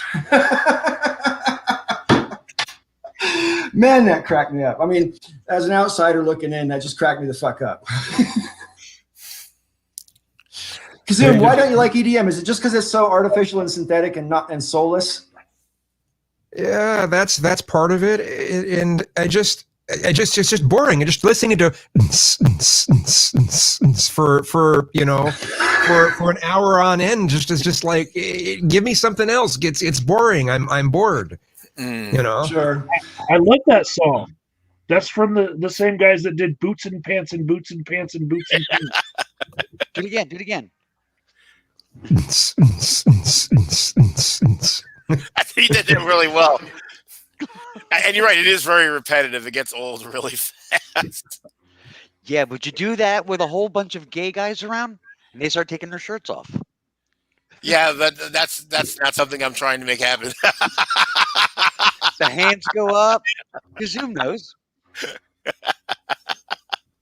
I mean, okay, I will keep that in mind if I ever have the desire to get a large number of gay men to do that. The American version of Queer as Folk. It was one of the best, in my opinion, TV series that ever existed. It was fantastic. I watched that whole thing religiously. But there was an episode where they talked about the of the EDM music, how it's hypnotic to gays. That's funny. Well, I guess another thing is it also reminds me every time I hear it, I think of a bathhouse because that's what bathhouses play. So, yeah, I mean, yeah. I don't know. I don't know about that. I don't know. I've never been in one. What I miss? The bathhouses. It's bathhouse. Yeah, bathhouses. Never tried that. Where I used to live in Santa Rosa, there was a place for 10 years called Sonoma County Hot Tubs, and they had it was like a place where you go and they had, I don't know, maybe a dozen hot tubs, and people would just go in hot tub with strangers. And I find that hard to wrap my head around. I mean, taking a bath with strangers, I'm not so sure. Yeah. Well, I gotta say, back when I was single, there was times I wished I was gay. I was like, once I found out about bathhouses and things like that, I'm like, wait, you can just go and like everyone's there, and the people, everyone's just looking to fuck, and everyone's, there's a lot of promiscuous people, and it's relatively easy unless you stink or something to get laid. It's like shit. Where was there was no heterosexual equivalent. No, there's not, and I'm a little young, so. Before the AIDS crisis, from what I understand, it was like a nonstop party to be a homosexual. So yeah, the closest thing that you have for straight people is swingers clubs, but even there, single men are generally not allowed. It's basically single women and couples. So in fact, I used to know a woman that I ended up not going with her, but. She was like, she was like, I'll be your date for the swingers club so you can get in, because she knew this place that she liked to go. And she's like, yeah, if you want to get in, come with me, they'll let you in. Yeah, each to their own. As far as I'm concerned, I couldn't really partake. Well, I didn't in the end, but because I was like, I don't want to get the disease. Yeah, I don't know, man. I don't know. It's yeah. Enough said. I don't want to go there. Well, it's like never mind. I won't bring it up. But you know where I'm going. Well, maybe I do. I mean, I when I was a young man, before I was ever married, I used to go to there was a couple of strip clubs in Santa Rosa when I was in my 20s, and I used to go to them all the time. And I also used to watch the Oprah Winfrey Show back then. And they were always talking about how these places are degrading toward the women who work there. And I don't doubt that there may be an element of that. But trust me, it's the men who are going there that are degrading themselves. It's the women. And watching naked women is degrading. I mean, these guys are like just disgusting. Their behavior is appalling. And to be honest, it's not that much better when you go to like a Chippendales and you see the male strippers and the women are all salivating and, passing this cock around like it was a fucking lollipop, and you wouldn't even do that with a fucking lollipop, really. So. Yeah. I mean, I used to go to go-go bars a lot, and I mean, I saw the mixture. I mean, there's usually the worst were like the young guys, because they're the ones that would actually like say nasty stuff to the dancers, and it always got me because I'm like, here they are, they're putting these women down and saying degrading things to them, and they think these women are going to go home with them and fuck them. I'm like, yeah, no, it doesn't work that way. I actually did end up dating a few girls, and then some had me be their bouncer for bachelor parties and stuff like that. But I used to go way too much. I'm actually still friends with a few of the women from way back. Ever been paid for sex, Kazoo? Ever what? Been paid for sex? No. So it's just when I was in my 20s, though, I did get paid to do some photo shoots in slings and stuff like that. So yeah, pretty cool. Same woman that wanted to go to the swingers club with me. She knew a guy who owned a nudist colony in like north of Allentown, PA. And she was like, she wanted me to come up there during the winter because the guy who owned the place, he would bring these like professional women up from New York City that were in their 40s and 50s looking for younger guys. And this was, of course, I was like, much younger. I was, my late 20s and a lot more fit than I am today. And yeah, that was basically what I would have been getting. I would have been a gigolo. But then I was seeing her and another girl, and then they were cool with that, but then they got into a fight with one another, and then that kind of messed up the whole thing, and so I never got a chance to do it. Well, I've never done anything that exciting. Vegas wants to know what a sling is. Do you want to explain it, Kazum? It's this you have this leather thing that you can lay on that's hanging from the ceiling by chains, and like a hammock, kind of. Sort of, yeah. And you can You can make it so the person's feet and hands are shackled if you want in them, and the other person can do whatever they want. They have access to all of the orifices and everything. And you can't escape. No, not unless, yeah, and there's safe words usually, and yeah. Yeah. So it's kind of like an Adult Swing. Yeah, sort of, yeah. Mm. Nice. I saw that episode of Sex and the City too, Joe. I used to be friends with a woman who was a pro dom. So you just used to tell me about all actually had something like that, and various other things. I used to get here a lot of interesting stories. One time we met for lunch, and she was just like, she was so disgusted because it's like, she's like, okay, I let this happen because I get paid a lot and I don't have to do it myself, but it's really I'm not even going to say what it is, but it was like really, really fucking gross stuff. And I was just like, but people want to pay me money to do it, so whatever. Had to do with fluids and things that were, secretions. Graphic. Yeah. No, go ahead. Nah, I don't want to. It might make me want to puke because it was. Michael, you've been awfully quiet over there. What's going on? What are you looking at? That's more interesting than our conversation. Nothing.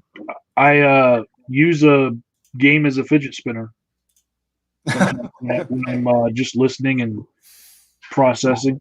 But yeah, I have never been to a gentleman's house or a bathhouse of any sort. While I was in the service, I heard about bathhouses when I was in bases that were U.S. side, and about happy endings and all that. But they were jokes that we made. Like no one actually went there. We just joked about what we thought was there. But everybody knew which bathhouses were illegal to go to for soldiers. I will confess I've had the occasional happy ending when I used to get massages in London, but as far as I'm concerned, they get the whole thing backwards. Okay, because here's the thing: you spend 45 minutes of your hour getting this beautiful massage, and you're totally relaxed, and everything's like and then you spend the last 15 minutes tense as fuck. It's like erase everything that just happened. You need to do it the other way around. That's true. It does work better. It does work better that way. I won't say how I know. But you can guess. I suppose the closest thing I've been to in the last 20 years is the hot springs here in Colorado. And Brian and I and our respective women went, and we didn't meet anyone there. Everyone in our party was, everybody who we saw while we were there. They've got hot mud if you want to get into the mud. They've got hot water if you want to get in the water. One thing, Paul, that I kind of wish that I had been around back, because I've been to massage places in the years past, is that something that apparently they have now that they didn't have way back then was Nuru.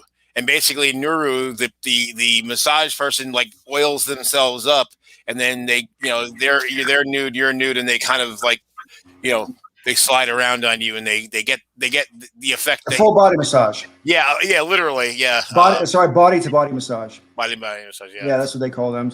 I have to bring up Ash's comment real quick because it's amusing to me. Come on, little machine, work. Or not. Anyway, he says 15 minutes. Yeah, dude. What are you, crazy? You want to get your money's worth. You don't want to be like, yeah. When people have the training and know the whole tantric thing, they can stretch it out. Yeah, and you're going, good stuff. Ages. So yeah, well worth it.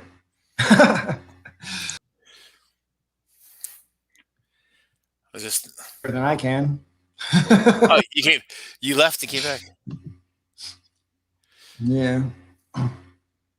Yeah, you just Hey, reminded me. myself, maybe I should. You reminded me of someone that I knew when I was in Pennsylvania. I'll tell you what, if I paid myself for sex, I'd be rich.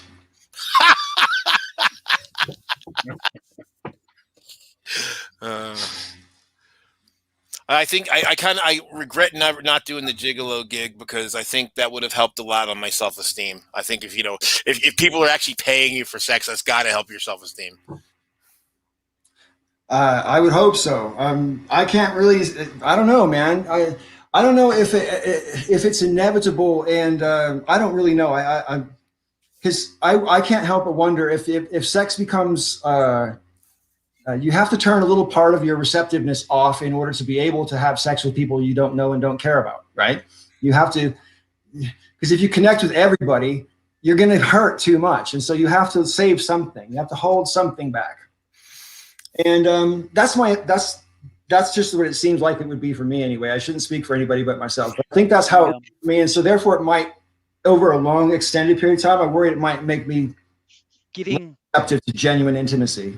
Getting paid for it, having somebody paying you for it, Joe, is only really like a big boost to your self-esteem if they come back. Oh well, yeah, of course, They're like a yes, second yeah, time, third time, if that they are makes sense. repeat clients. Right. It's the same when you give it away for free. And it's like, yeah, True, true.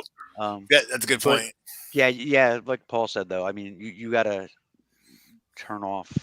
Well, it depends though, because I mean, I've known people, and then it's like some people have the ability to kind of open up, but kind of they're guarding to a point, but they you basically let themselves be vulnerable, and then you're vulnerable, and then that can work. Well, yeah, because you have to be. It's a good way to make money. I mean, if you're robotic, Oh yeah. If you're robotic, you're not going to see people again. It's like because then it's like, well, hell, I might as well take care of it myself. Why I'm gonna fuck somebody who's basically no better than a sex doll. But believe it or not, there's a thing for that too. I mean, that's a I think that shows an immense prejudice towards sex dolls. How do you know that's fantastic? I get. I've seen a documentary where these guys have these hyper realistic dolls, and they take them on dates and everything, and restaurants and everything, and they're like in a state of such delusion that you don't even know if they're really sane in the proper sense. You know what I mean? Because how can you fall in love with a piece of plastic? They're lonely. Yeah. Well, that's the reason why like people that are like very judgmental of sex workers, it always pisses me off because I'm like, that person is helping other people. If they bring joy to some other people, if it makes that person feel like a human being for a few minutes or a few hours or wherever how long things take for that person, that's a good thing. So we shouldn't look down on them. And it's amazing though how judgmental, even a lot of women, which really kind of surprises me. It's what's bad about making somebody else feel like one of the best feelings you can feel as a human being, And what's bad about charging for it? I mean, it makes no sense at all that there's something wrong because you're paying for it. Right. It makes no sense to me. And I think I might have said this on a previous Breakfast Club, but I just find it amusing that it's often called the oldest profession. And for most of the time in history in most cultures, it's been considered illegal or at least illicit. There's been shame to the people in the industry, regardless of your period in history that you're talking about. It's very rare. I mean, I suppose geishas might be an exception where there's a certain reverence to the trade, but there's a whole ritual that goes behind being a geisha. It's not just the sex at all. Well, the Greeks and Romans didn't have a problem with it. Yeah. And there's the Afghani dancing boys. I don't mean to make everything about drugs, but that sounded also like a really good argument for letting all the drug dealers out of prison. Why would you hold it against them? They're helping people out. They're experiencing the best pleasure they've ever had. Well, okay. So like Joe was saying, and I wanted to, but we went a little bit off. I had a client. I had this one client who was a repeat client. He had what is it, cerebral palsy. And he had a hard time walking, and I lived on the second floor, and he had to walk up the steps, right? Couldn't really control his arms and stuff. They were all over the place. He paid me $200 every visit, and he, stripped down. He laid down on his belly, and I oiled up and got on his shoulders, and that was it. And he'd be like, done. Yeah. And it was just like, wow. But he'd be like, oh my God, you're amazing, and you're the best, and everything else. And like every week he would come. Literally. That's pretty cool. Michael, I wanted to say to your point, it's easier to draw, to show the harm of, for example, say opiates or alcohol or whatever. It's probably, but I'm not sure. I haven't actually looked at data, but I would guess anyway that it's harder to show the actual harm from someone who's having consensual sex that's not exploitative, I would say that what people's expectations are in the era of free and accessible porn all the time, it's probably a bit damaging because we don't have education that goes alongside of it. Right. Because we like to pretend that kids are not looking at porn on the cell phones that we buy them, But I imagine that there is a lot of harm that's done. But, ka-ching, because that's kind of like, I'll see them later in therapy. Well, and as some smart person once said, the internet is for porn. Yeah. I had that line go, grab your dick and double click to porn.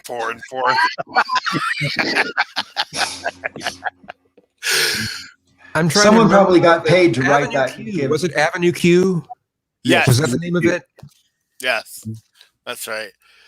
But I mean, the thing is, to me, the whole thing, people bring up about exploitation stuff, and that's definitely a problem. But to me, it seems like the exploitation happens because it's illegal, so that the people who do it are vulnerable. They can't, they can't go to law enforcement. They have to, they have to work in the shadows. But if you didn't have to work in the shadows and it was a respected profession, I think it would be a lot less dangerous. And again, I used to bounce for women for doing bachelor parties, and even that, I mean, you're not technically doing anything illegal, but it was scary sometimes. And the worst parties were the ones that the group was cops, because they weren't afraid of, they weren't afraid. Certainly, even though I'm a big guy, they weren't afraid of me, because what am I going to do? They'll fucking shoot me. And they were always the ones that always would try to take liberties, would always go too far. And one friend of mine, I was not bouncing for her that night, her and two other girls. And then the guys were like, "Oh, well, you're going to do some side work," and they're like, "Oh no, we don't do that." And they're like, "No, you don't understand. You're going to do that." And they basically ended up like trapped in the bathroom, and there's fucking group of cops out there basically waiting to rape them. And they actually had to call the fire department and call in a bomb scare so that someone would come and rescue them. From the cops. From the cops. That's why when people try to defend cops to me, I'm like, fuck you, man. I know too many cops. I know too many people who have all the dealings with cops, and they're not good. They're really not good. There might be some individual good ones, but as a group, no. There may be individual police forces that are better, but no, they're bad. Well, I think in a time where you can become a police officer at the age of 18, there's problems with the way the pathway to being a law enforcement officer should be a lot more stringent, and should depend on having they deliberately want to have, in my opinion, people who are prepared to commit violence. Yeah, that is an open, almost open, anyways. It just seems obvious from the results. You don't get these results that we've had, say, for the past 10 years, without some intention behind it. Right, exactly. And so you end up you don't get the Dudley Do-Rights. You get scumbags who wanted a license to beat people up. Paul, next you're going to want your congressman to have more than a GED. Listen, man, I want my Congress people to at least understand that they work for the people, right? And it's really depressing lately that it just seems really obvious. They're so corrupt nowadays, guys, and it's just so obvious to me that they don't even worry about your vote. They're working for the people who are paying for their elections, and that's it. You know what I mean? And we need to solve that. I don't know how you solve that when the people who have to make the laws to solve it are the ones who are benefiting from the status quo. Well, and that's the reason why, we as citizens, it's important for us to engage and not be cynical and do our best to elect the best people that we're capable, or that are available to us, because we bear a lot of the burden of that, because the fact that up until like this last election, we generally have fewer than 50% of people vote, but then they complain, and it's like, well, what did you do? Did you get out there? Did you, and I was thinking today, I complain a lot about progressives, but instead of the compressors complaining about the Democratic Party, if they'd actually joined the Democratic Party, and they would automatically have more power and be able to push the party whatever way they want. If they had enough people joined up, and that would just automatically change the character of the party. Since we're done being cynical now, when do we put Rob up for another position? Because I'm ready to donate to the Get Rob a Job campaign. I've decided it is probably in the best interest of my family if I end my political career. And Yes.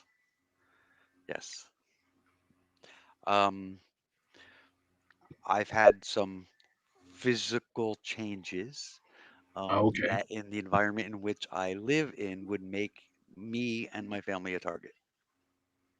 Right. gotcha. That's not good, obviously.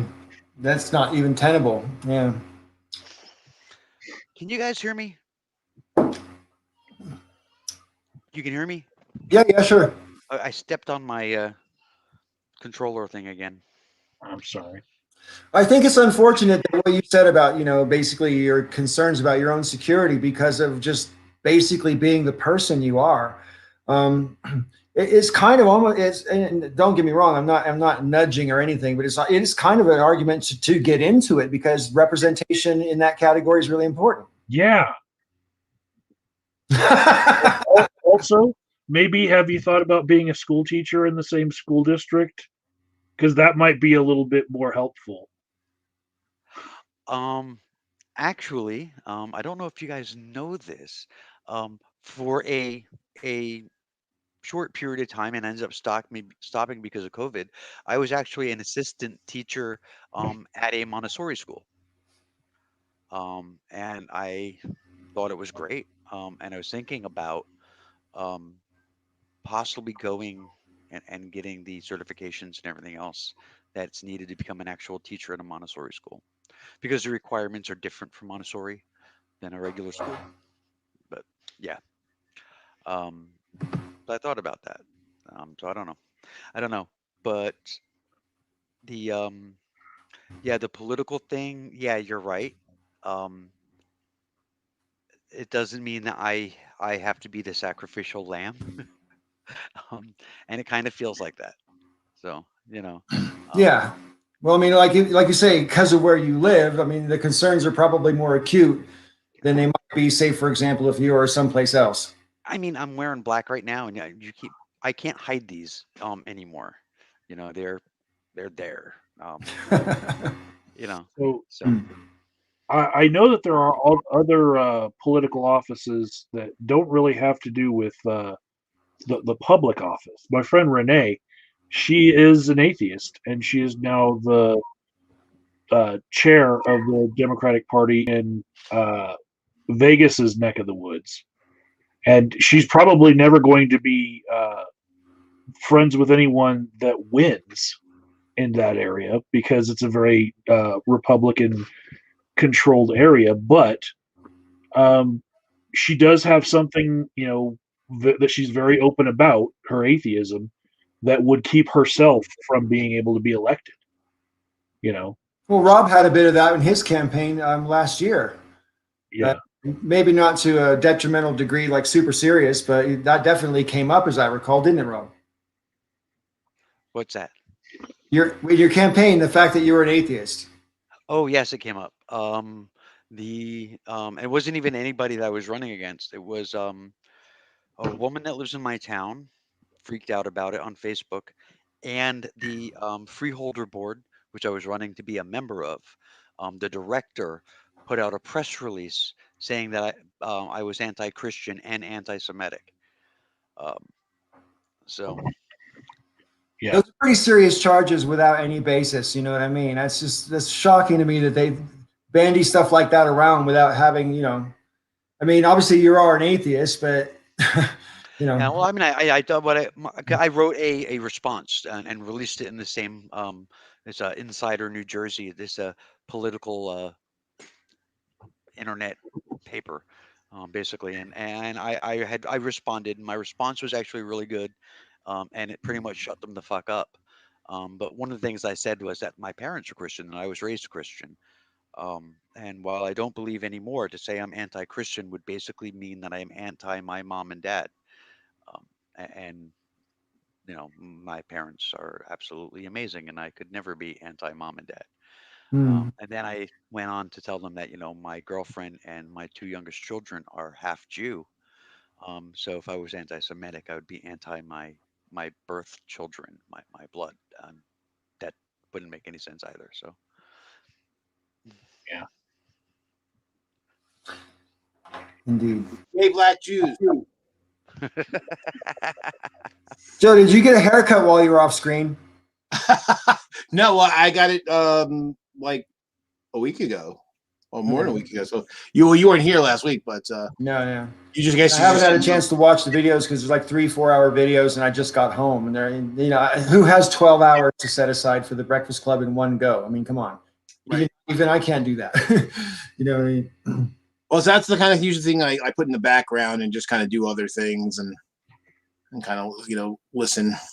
Sure. Yeah. You don't need to watch it. Listen. You can totally get away with listening to it. Now, when it comes to being considered anti-Christian, if someone I'm just thinking about, I call myself a pantheist. I guess I'm also technically an atheist, but I don't like what organized religion does to people. And someone could probably consider me anti-Christian as a result of not liking what organized religion does. But I just still thought that was interesting that they labeled you that way. no, well, I mean, it's an easy attack. Almost anywhere in this country, if you want to bury somebody's reputation, if they're running for political office, you say that they're anti-Christian. Right. In like major cities and that kind of stuff, you might survive that kind of thing. But in small town USA, that's it. Yeah.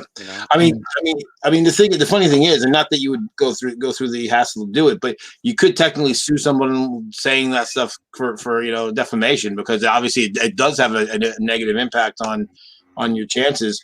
The thing is, it's funny every once in a while, because occasionally on sometimes if I don't agree with the sovereign state of Israel, the policy of their government, and someone tries to throw anti-Semitism at me, and I'm like, yeah, I'm part Ashkenazi, dude. So fuck you.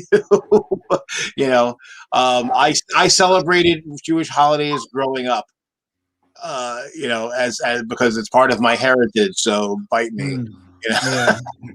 I'll say that when I became a delegate the last time for the Democratic Party, I actually did not push to run against at the precinct level someone else, because I felt like, well, I do not check any boxes. I am, white, straight, hetero, big, tall, white guy. And the other person did check a few boxes and was also a staffer for a congressman. So I felt like it might actually help his career, And so I took the alternate delegate position, also because I knew how to game the system to get all of the other delegate levels by going to the county level and just applying for the positions that people didn't show up for. And so since I knew how I could game the system, get around, I was like, well, I'll just give it to him because I really don't want to run against him. Because it was a climate where the only thing that he didn't have that really would have beaten me was he wasn't a woman, because it was the year of the woman that year. Like everyone was looking for female candidates for every position. And 2018. yeah, that was the last time I went as a delegate. But I will be going again, and it's because it's a position where I don't have to run publicly and put my own personal life out there and anything that I've ever said out there. You know, I don't want my Twitter to be gone through all like thousands of tweets for them to find the one thing to take out of context and smear What do me. you think about this? Because we're living in an era where the whole generation of people now have grown up in the age of technology, right? And so many people have lived out loud and splashed their lives all over the internet for an extended period of time. And it's going to make electability very difficult. I mean, basically, it's going to turn out to be the only people who could be elected president had to decide they wanted to be president when they were 12 before they could get a Facebook. Right. But I mean, you can kind of clean up some of your digital footprint. I did. I hid. I mean, I had lots of stuff to hide. I had a lot, and I hid it. I mean, it took me a while. It took a lot of work, but I mean, you know, I mean, I had pictures floating around and videos and all my YouTube stuff and things that I've written, and I mean, and yeah, I mean, My mess is so big. It's like I had 10 pizzas and vomited them all over the internet. I mean, my head is wide open on my channel, as you guys know, yeah. and all of it is potentially incriminating to certain mentalities. You know what I mean? So, Right. And I mean, there's also there's like, political ideas and stances that you take, at one point in your life that you may not agree with or adhere to anymore. That's one of Yeah. the problems with the interwebs is it doesn't allow you to grow. So I wanted to remove a lot of the anti-theistic things that I had posted to social media in the past. One of them, I remember in particular, I tagged some of the Christians I knew on YouTube, on Facebook, with this picture. I called it Dog Booty Jesus. It was just the rear end of a Chihuahua that the butt had been just like perfectly carved to look like Jesus with his arms outstretched, right? Dog Booty Jesus. And so I just tagged a whole bunch of people. My friend Inventor Gorilla was one of them. And that one stood out to me as like, you know what? That was a little insensitive. I want to go back and remove that. And so I was able to clean up my Facebook. But before I made that decision where I didn't want to be that offensive, Google Plus went out of business. And like they shut down. And I don't know if there's some archive somewhere of because I basically mirrored everything I did on other social media. So maybe if they ever like brought it back, all of my posts would be right there again, and maybe there's some, system that the government has that they're logging everything that we do on social media, and you really can't delete things because they've already logged it as soon as you post it. There might be a repository somewhere, and depending on who's in office at what time, they might have access to that and be able to find things that maybe you've changed your mind about,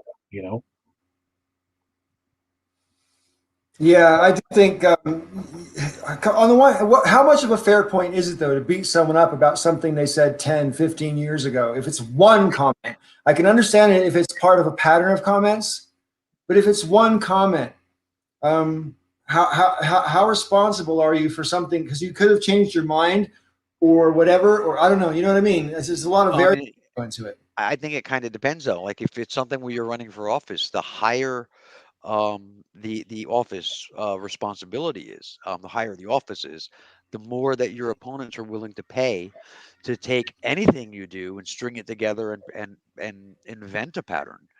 Yeah, they'll dredge your entire digital footprint. Yeah, I think it's completely okay for however far it was in the past for someone to bring something up and say, "What do you think about this now?" Right. Yeah. Yeah, I mean, that's that's the thing. Patterns to me are what matter. There was I forget what it was even for, but it was somebody was going to host something or be spokesperson for something, and they posted some pretty unpleasant things, but they were 17 and now they're 27, and I'm like, I mean, I'm not gonna hold an adult accountable for something that a child did. What they did as a child. Now, and even with politics, like with Biden, I mean, I had people, who were trying to convince me that, that I shouldn't vote for Biden because he said something that was racially questionable in like 1972. I'm like, I was 4 and I'm 52, so I don't give a fuck. If he was still doing it, fair enough. Then you say, hey, this is a pattern of behavior. But like, show me something in the last 10 years. Did he do that? No, I don't give a fuck. Go ahead. There's two, to me, very standout examples of someone who did such a 180 in their careers politically that I think when people go back, it's just like amazing what the difference is with their old social media lives. Candace Owens is one of them. She had an anti-conservative blog, and then went out of business as a website, and then 6 months later comes back and she's completely conservative, right? And then there's Dave Rubin, who was on the Young Turks, and shortly after leaving, is now part of the intellectual dark web, they call it, that alt-right circle jerk, and completely being maligned by people on the left who he used to work with. And people point out, like, well, is he just wanting to sell himself to whoever wants to put him on camera? See, in that case, I wouldn't care whether he means it or he's just selling out, because I'm not sure which is worse. They're both pretty bad. I mean, I guess in a way, I kind of say if he's actually doing it just for money, I put that as slightly worse. Because they're like, okay, you're doing something that could probably be harmful, but you're enriching yourself instead. If you're a true believer and you don't know better, I mean, obviously, I wish you'd stop, but I get it. At least you believe whatever bullshit you believe. But if you're just doing it and you're just cynically doing it to make money, that's awful. Like these a lot of these preachers, like the obvious charlatan ones, like Benny Hinn and those guys.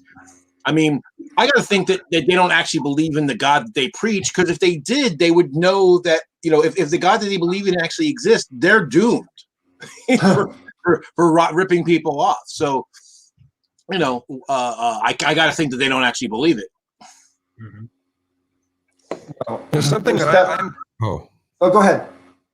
I guess I'm. It's slightly close to the subject, but I'm getting very concerned about how anti-LGBT and bigoted so many Republicans have suddenly become, seemingly, since Trump lost. It's like the worst of Republicans are coming out of the woodwork, and they're having their say, and then yeah, go on. Do you remember a few weeks back? Microphone. I hate this thing. Do you remember a few weeks back we were talking about the culture war, and I was like, we won. Yeah, it's back on. That's what it is. Mm-hmm. They don't have policy. They don't hold any power. So they're going to fight the culture war in order to regain power. So it's gotten so anti-gay that Milo Yiannopoulos is now thinking about opening up a conversion therapy institution to help people not be gay. And apparently he still lives with what used to be his married partner, but now they're just friends. And I'm like, it's right there. It's out in the open that he doesn't believe it. Actually, he's still living with the guy, probably still sleeping with him. Well, I mean, sorry, I just want to say to Kiz's original point. I mean, like, I agree with you, brother. They're coming out and being so openly extremely racist. It's makes my skin crawl. There's that guy in Texas. I can't remember his name because he's an insignificant Texas politician, but he still said in Congress, talking about how they really believe in justice in Texas, and that's why they look for the tallest tree and the strongest rope or whatever. And to equate justice with lynching is outrageous, to put it mildly, right? And he see these fuckers have learned from Trump. Instead of apologizing or trying to brush it away, they double down, they triple down, they quadruple down. And about 10 years ago, I did a video called "Political Violence and Political Violent Rhetoric and Political Violence in the United States." That was the week after Gabby Giffords got shot in Arizona. Right. And I made the point then that rhetoric it's similar to physical fighting. If you're basically equally matched, you have to bump it up a little bit in terms of your aggression or your force in order to have a chance at getting the upper hand. And so violent rhetoric has a way of basically mushrooming out of control because people are trying to outdo each other. Like people will say, "I'm so tough on crime," and then the other side will have to try to be tougher on crime. And before you know it, everyone's a criminal because everything's illegal. Well, see that, and I also have the question: is it really new? I think maybe they're being more blunt and open about it. I agree. But the rhetoric's always been there. They just been, instead of blowing dog whistles, now they're blowing, bullhorns. And actually, your point you made, Paul, about justice. See, that's one thing that I've been saying for years, that, I don't want you to be tough on crime. I want you to be just on crime. So, find out what's just, because, we can hit everybody with bricks, but that's not justice necessarily, depending on what people did. And that's why I hate, wherever it comes from, whether it's right or left, these, no tolerance policies. That sounds good, but very often it's an excuse for no thought. We're just going to have this mechanistic thing, and everybody is going to get the same punishment, no matter the actual situation. And we think that's just because everyone's getting the same thing. I'm well, no. If my crime was I stole a loaf of bread, and your crime is you stole $200,000 from a bunch of seniors and they starved to death, I think we should be punished differently for that. I want to explore that, Joe, because you remind me of an episode of Star Trek: The Next Generation. I think it's called Justice, and I think it's from the first season. And Wesley Crusher is down on a planet where there's an artificial intelligence which is watching over, and basically there's only one punishment for violation of the law, and that's the death penalty. But the whole society is based on pleasure and happiness, and everybody follows the rules because you could get caught at any time if you break the rules, and nobody wants to die. And it really was, I thought, quite compelling to consider. If you knew that all crimes had the same punishment, that seems to our mentality unfair, because it just, obviously, if you steal a candy bar, it can't be as bad as stealing a car or killing 100 people or whatever, right? It just seems, obviously, the moral disparity is unquestionable.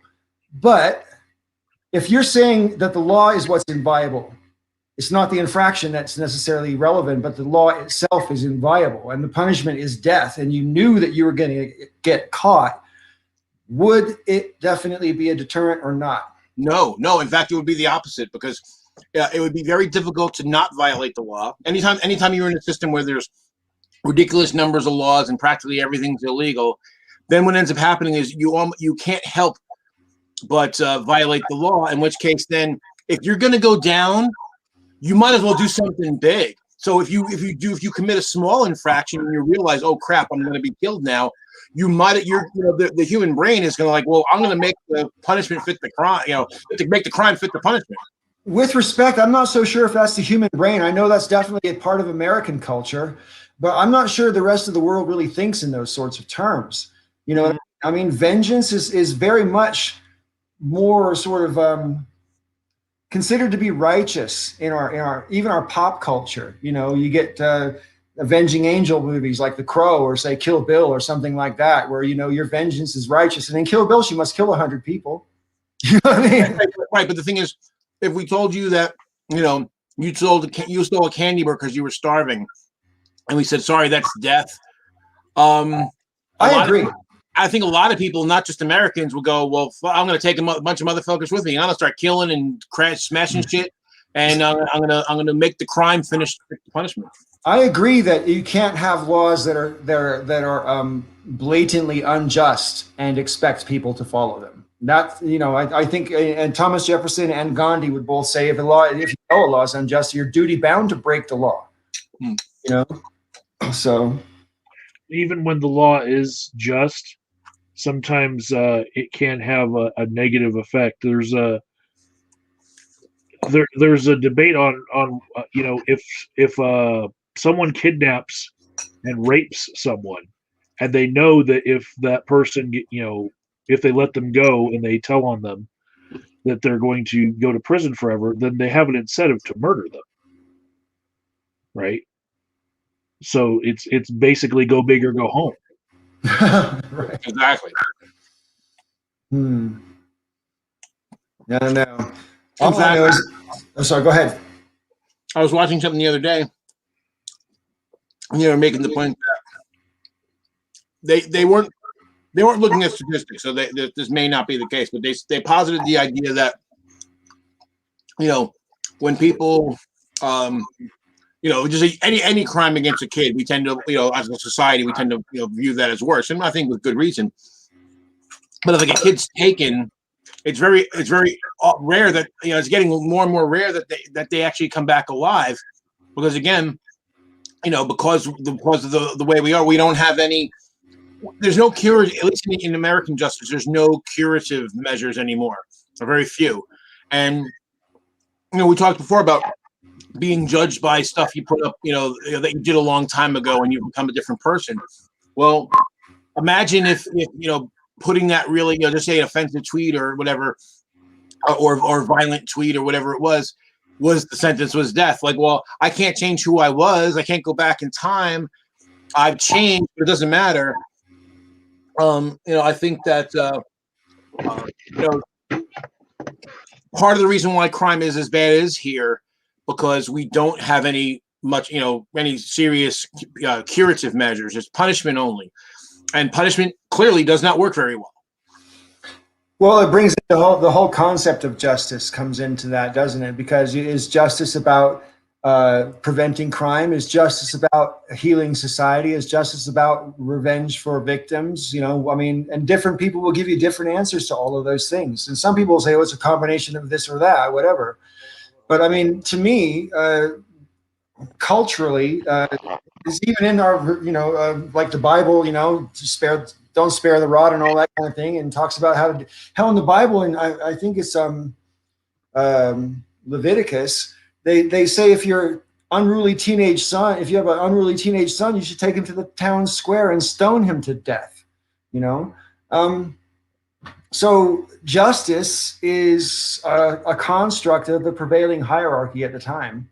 You know, I'm not so sure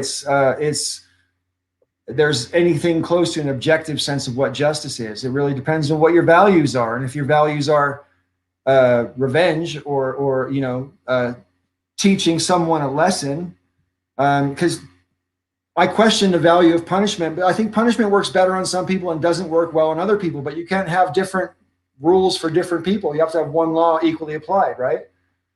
So I would say that there are things that people assume are lower level offenses that actually get prosecuted and punished to the point of cruel and unusual punishment, right? Everything that is a felony will have someone labeled as a felon, and every time they're trying to get a job, they have to check that box. And it's incredibly hard for me to counsel people and do career counseling and try to help them rise up out of their situation, especially if they're homeless, if they have to check that box, right? It serves a purpose to stick with someone forever, longer than their actual sentence was, right? So they're labeled forever. So there's nothing reparative about the label when we're talking about trying to reform someone's life and get them to the point where they're actually a productive member of society. It's a big hindrance. Do you think that employers don't have the right to find out if they're hiring an ex-felon? They do have the right. It's in the law. That's what I'm saying. Do you think they shouldn't have it? I'm saying that for a lot of offenses, for felonies, it is a giant hindrance, and there is no time limit on that. There's no like in the past 10 years did you ever commit Right. did you ever commit a felony ever, right? So there are actually people who are sentenced to be on the sex offender registry for say 5 years because it was a lower level sexual offense, right?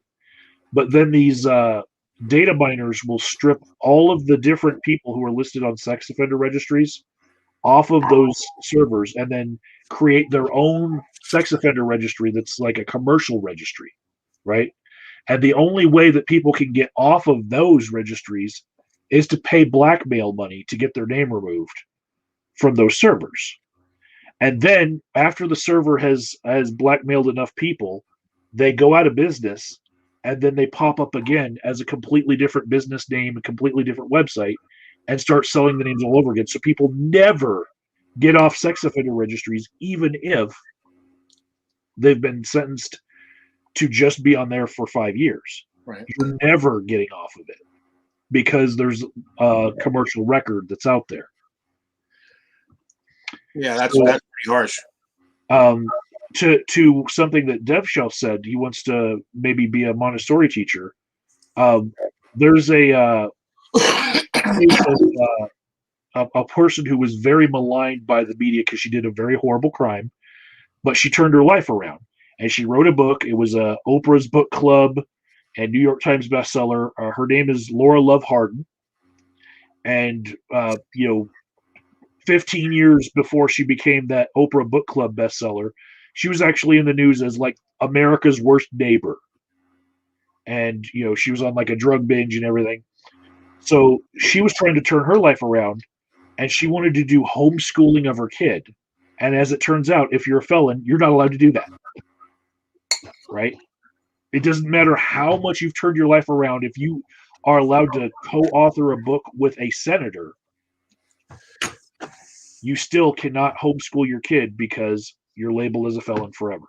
So there's people who get meth related crimes who aren't allowed to get student loans because that particular drug for a while was deemed worse than all other drugs. If they're wanting to go to school now, fucking let them. They're trying to clean up their lives. Right. Well, and also we also know from FBI and other crime statistics that even the rate of arrest is not the same. In some cases based on race or based on gender or gender identity, because even right there, it's already created a disparity in society because you were the wrong color or the wrong religion or the wrong sex or gender identity or whatever, and so you're going to get. You're more likely to get arrested, and so you're more likely to have the record, more likely to get convicted, get sentenced for longer, or get sentenced to worse crimes. So with worse charges. So it's a huge problem. One of my coworkers in 2019 committed suicide, and he had become an addiction counselor, addiction technician, right after fixing his life. He within the last 5 years of him starting his new career, he had drug charges, and so he had to check boxes just applying for licensure, just at the lowest levels. And at every level, he was delayed by like 2 years, where they would just sit on his application and say, "Well, the board needs to convene to talk about your case," right? So then he had a relapse. And he realized that all that work that he did for like years, for every little step of the way, of how they had required him to do extra therapy just to be employed in my field, and all of that was now going to come back into his life. He's going to be basically suspended from being able to have a job, and all of that came down on him, just crashing. And he's like, "Wow, this relapse means I really can't live anymore." And it was sad for me to realize that it was the sanctions that he had gone through in trying to fix his life because of that label, that criminal record. So if you were in charge, and I said fix this, Michael, what would your suggestions be?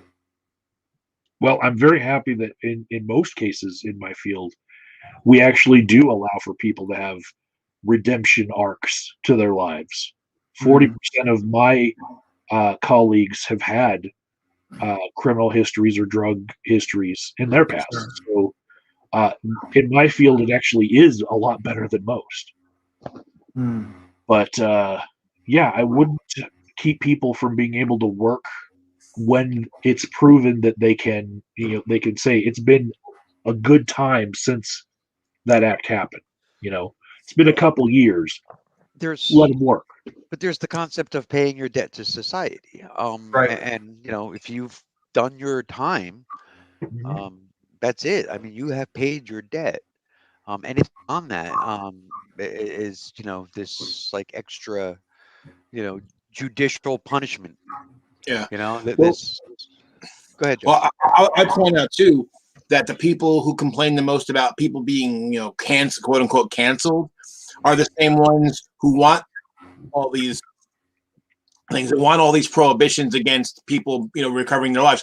They'll criticize the people for not recovering, making their life better, but they put up all the roadblocks, and then they complain about, when we say, hey, don't say that nasty thing, and they're, oh, you're canceling me. Like, no, you're canceling all these people who can't work because they did something bad in the past. They've been canceled. Well, I just want to point out that not being a felon, like legitimately not being a felon, is no guarantee that when you're looking at someone's application and there's a blank spot where it says, have you been convicted of a felony? That doesn't mean you're not going to rip them off. It doesn't mean that you're have integrity and are a hard worker or anything like that. It doesn't mean any of those things.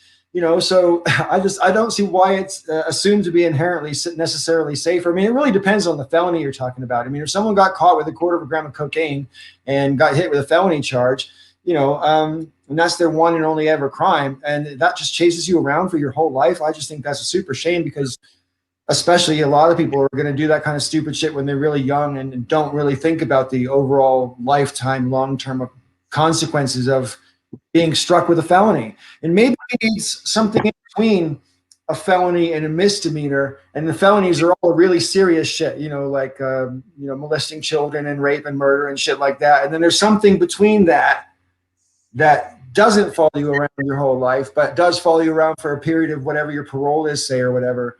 I don't know. I'm just I think that would be good. Like, I think, yeah, if we had something that was non-violent, and I would even leave out like major financial crime. The reason why I say this is that, yeah, I mean, if I, as an employer, I am torn, because, yeah, on the one hand, I believe in curative justice. I don't want people to be shunned for the rest of their lives, but I also have concern for I'm not worried the type of business I have. I'm not worried about someone stealing from me in that way. Well, I mean, maybe, Philip doesn't steal from me, so he's the only one in a position that could actually do any real harm.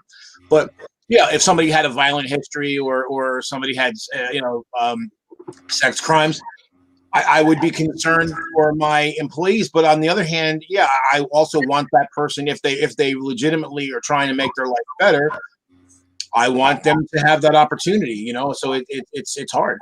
I don't think there's any good or easy answer, but I think that I do agree that what we do now is not good. But yeah, that would be great, because you had a separate category too, like for my kind of job. I don't give a fuck if somebody, takes, they got pops for cocaine or marijuana or whatever. I mean, when someone starts, like, we have certain clients that require drug tests. And so when someone comes, I tell people right off the bat, I'm like, okay, when you first come in, you're going to have to get drug tested because, client X wants that for you to be able to go work, do work on their site. But after that, I do not give a fuck until they want you recertified. I don't care. What you do in your own time is your business, as long as you're not, ripping me off or attacking other employees or defaming the business. What you put in, on, over, under, around, and between your body is not my business. I want that on the bumper sticker as well, Joe. You're on a roll tonight, bud. Thank you. Well, I got my second shot. Oh yeah, good. I was going to ask you about that. Yeah. So I'm good so far. I mean, I got my shot at 11:30. So it's been almost 11 hours, and so far no negative results anyway. And did you get the Pfizer or the Moderna? Moderna. Okay, all right. Yeah, the first time when I got the first shot, I posted it was a animated GIF of Thanos putting the Mind Stone into the Infinity Gauntlet and going with his arms. And this time it was him walking toward the camera, and he goes like this, and he's got two. I figure because it's the second shot, so the 2 stones. So I said achievement unlocked. I know way too many people who are not going to get the vaccine. And, my attitude is adults are adults. One of my whole approach is I'm going to tell you what I think, and then I'm going to let you do your thing, because I know I'm not going to talk someone out of that kind of a decision for themselves. Neither adults are going to try. But it's really, I find it a little bit troubling because a lot of these people are really smart, and, it just bothers me. Well, the thing that bothers me the most about it is like, yeah, I because I believe in body autonomy, I don't want to force anybody. Right. But yeah, I kind of feel like, we shouldn't force you, but you should feel responsible enough to your fellow citizens, even if you don't give a fuck about yourself. I agree. People should never be forced to have any kind of medical procedure, even if it's just an injection. Because but just look how people react to just having to wear a mask. They're freaking out over that. So I mean, yeah. And now, but the thing is, on the flip side, I think it's these people that freak out. It's like, well, if I have a private business and I don't want you to come in without whatever level of protection, tough shit. Or even for government buildings, like, hey, only people who have been vaccinated can come in into the government building because we don't want to infect everybody. And I think that should be the case. So this way you can choose not to get the vaccine if you don't want it, but well, it's my understanding, and correct me if I'm wrong, but it's my understanding that certainly with the Pfizer and the Moderna vaccines, they give you significant protection against being hospitalized and or dying from the disease. They don't necessarily stop you from catching the disease and carrying it and transmitting it. Right. So basically, the vaccine to me is kind of like the opposite of a mask. A mask is so that you don't do a minimum of transmission to other people, and right. a vaccine is so that you don't die if you get sick. Right. So if you do the two things together, you're going both directions. That's the way I look at it. Although the other issue too is that while they think you could pass it on if you have the even if you're vaccinated, but the thing is that I saw something recently that said that the odds of 2 people who are vaccinated, one transferring to the other, is exceedingly low, and that's what's going to stop all the variants, because we've already got 3 variants already. There's the South African variant. There was supposed to be a New York variant, and there's a London variant. I think there's 8, but yeah. Oh, Jesus Christ! And if we don't put a lid on that, then and I guess one of the variants, they're saying that the vaccine only provides minimal protection for that particular variant. I think it might be the South African variant. And it's actually more virulent and more deadly. So that means even those of us who've gotten protected already, we could still be fucked. And if we don't stop it, if they keep amping up, if the variants keep getting more and more virulent and more deadly, this could be a species killer. I mean, it literally could.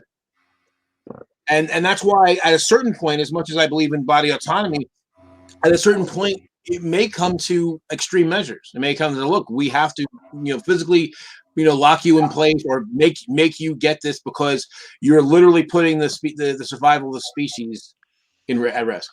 Put them on an island. So how do you feel about the possibility in the future of airports not letting people get on an airplane unless they've been vaccinated? Good.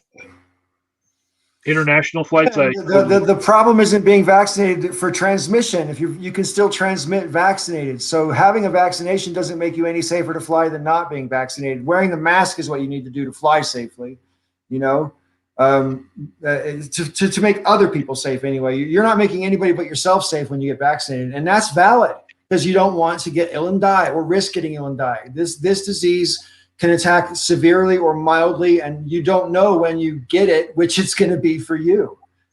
Well, one correction though, Paul, is it does cut down not just the symptoms and your chance of dying. It does cut down your risk of actually being like infected. I thought your risk of being infected was more or less equal, and your risk of passing it was more or less equal. No. Okay, that's actually good news. Yeah. And so that's even though we've only got like 12.5% of the population of the country. Well, it might be more now because we're doing like over 1 million a day, but just say we're like 13 or 14%. But even there, we're seeing the numbers start to fall. The daily case rate, the daily death rates are going down. So, you know, and nothing else is happening. Now, the thing I'm concerned about is the states that have decided, fuck it, you know, we're just going to go back to pretending it doesn't exist. I think we're going to see spikes. I think we're going to end up with a Texas variant.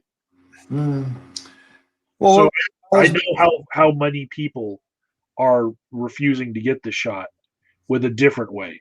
So I kind of jumped the line because I got considered a healthcare worker, a frontline healthcare worker, even though the agency that I'm doing work for, they can't reopen like that until everyone gets a vaccine. So I felt a little guilty that we're not actually doing the work like that yet, right? But I was like, I know that there's people who aren't taking it, who just won't. Even at this point, I'm like, I just want to make them have a line of people to be able to give a shot. I don't care who it is. I don't care what age, what factors. I want them to be able to do jabs nonstop. So I got in line and I got one, right?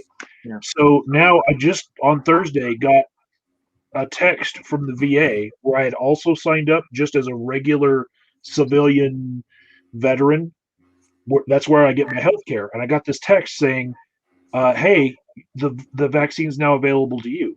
Well, I know that they had a limited supply and they're also prioritizing people. And when it comes to healthcare at the VA, most of the other clients there, the patients, are old, really old.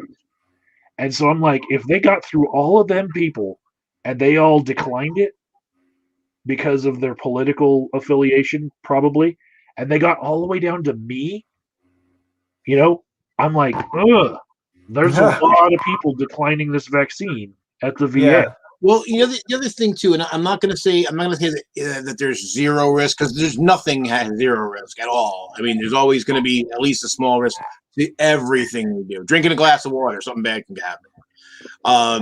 But this fucking like rabid fear is so incomprehensible to me because it's not like people haven't had other vaccines. And there's nothing about this vaccine that makes it more dangerous than any other vaccine. The carrier they use is no different than any other vaccine that we take, and the RNA thing is actually less dangerous than what we usually get for vaccines. So it's just insanity, and this is basically the last 15, 20 years of the anti-vax crowd. It's a combination of anti-government, anti-vax, anti-science people, and I'm to the point now where you know there's obviously a bunch of people who just refuse, and I no longer have compassion for any of them anymore. I just don't. I know it's hard, but I have compassion for their families because their families are losing people. But this is insane. This is insanity. I mean, if you think about when the world rid itself of smallpox. And billions of people were vaccinated, and there weren't any holdouts. No one said, "Oh, gee, you know what's going to happen," and all this kind of crap. So the people. So I said, I'll amend what I just said. The people who have fomented this anti-vaccine mentality, them specifically, I hope they die. I really hope they die.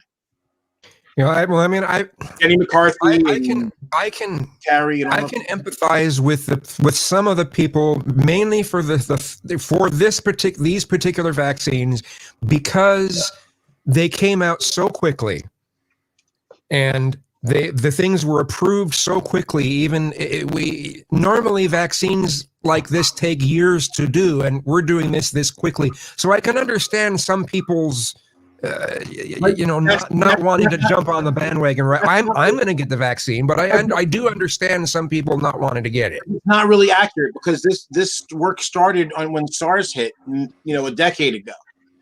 This is the SARS virus. So basically, a lot of this research was already done in order to fight SARS. And as I said, it's one thing if they came up with a brand new carrier that had never been tested in people's arms, we didn't know what kind of things. It's not. It's nothing new. There's nothing radical about this vaccine at all. The RNA messenger that they use, that's new. That's new. That's new. It's RNA. And it's possibly game changing as far as medicine goes in general. Like, I'm wondering when they're going to have an RNA messenger vaccine for HIV. I mean, they've opened up. They've kicked open a door now because of COVID that who the fuck knows what they're going to be able to do. Well, and basically, while it's not the exact same technology, it's tangentially related to CRISPR, and everyone was all excited for CRISPR. So if we, why suddenly, and again, it had nothing to do with any actual fears. It's all fucking politics. Because the person in that office who's supposed to lead us and who said, who's supposed to be the one to lead us, through that and make Americans not fear, he stoked the fear and he stoked the bigotry because he was a fucking scumbag. And he got the shot while he was president and didn't even tell anybody about it until after he wasn't president anymore. He told what's his name, Carl Bernstein, how horrible the disease was. Then went on TV and lied and told everybody it was a hoax. He got the shot and didn't tell anybody and then basically it was telling people not to do it. I mean, this is why we're here. Make no mistake. That and the Jenny McCarthys of the world.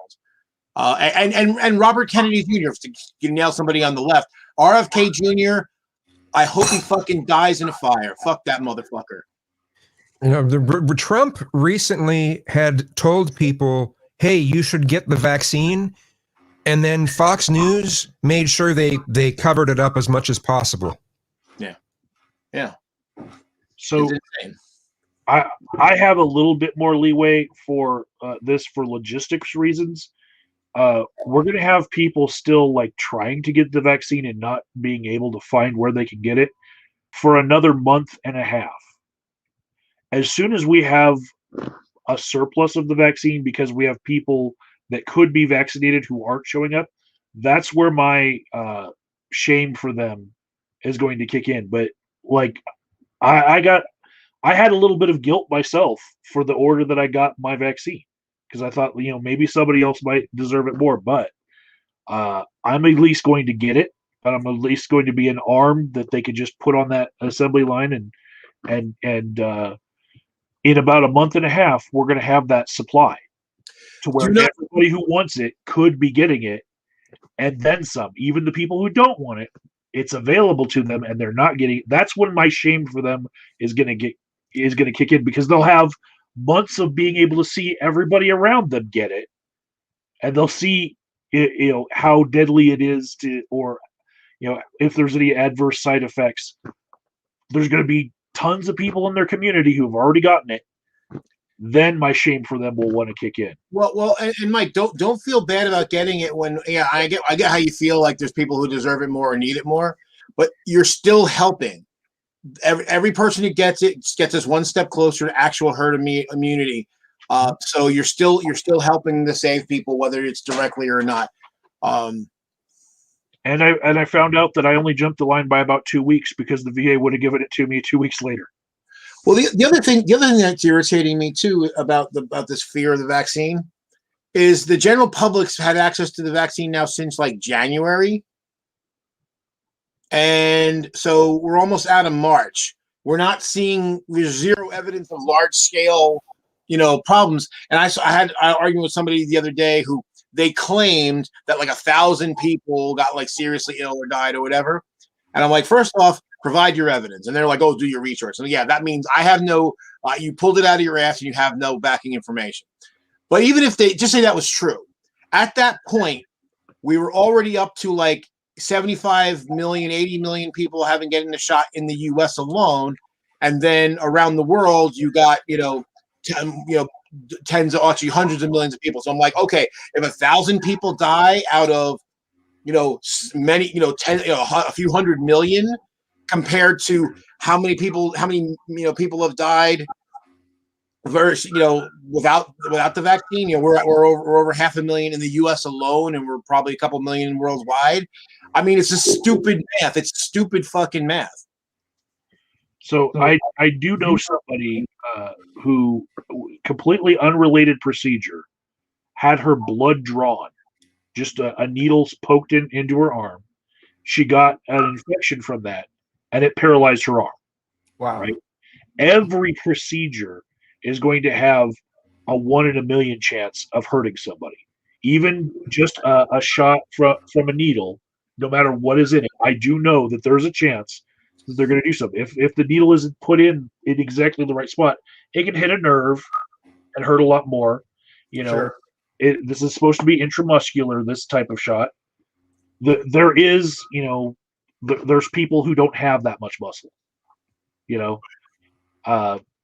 There's always a chance that like these little freakish accidents will happen. Above that threshold, I don't see a large number of people having any side effects that are worth talking about to your mom. Right. Yeah. Some people have been tired for like 2-3 days, or some people have headaches. So Vegas has sent me articles about the AstraZeneca virus and countries not wanting to use it anymore in the European Union. That one vaccine, rather, in particular. And to me, even then, with like 37 cases that they're pointing to of some adverse reactions, out of how many million shots, but their abundance of caution has actually made like whole countries say, we're going to hold back on that particular vaccine. Yeah. And that's stupid. Yeah. Because like you said, I mean, like you literally, I mean, people have, just going to drink a glass of water and you inhale the water and it goes down the wrong pipe and bad shit can happen to you. I mean, I think in the UK, they've recalled, I can't remember the number, it might be like 10 million doses of AstraZeneca for some reason. I don't really know the full details about it. I just had a chat with my daughter today, and she said the AstraZeneca has been pulled and the government had already purchased, I think it was 10 million.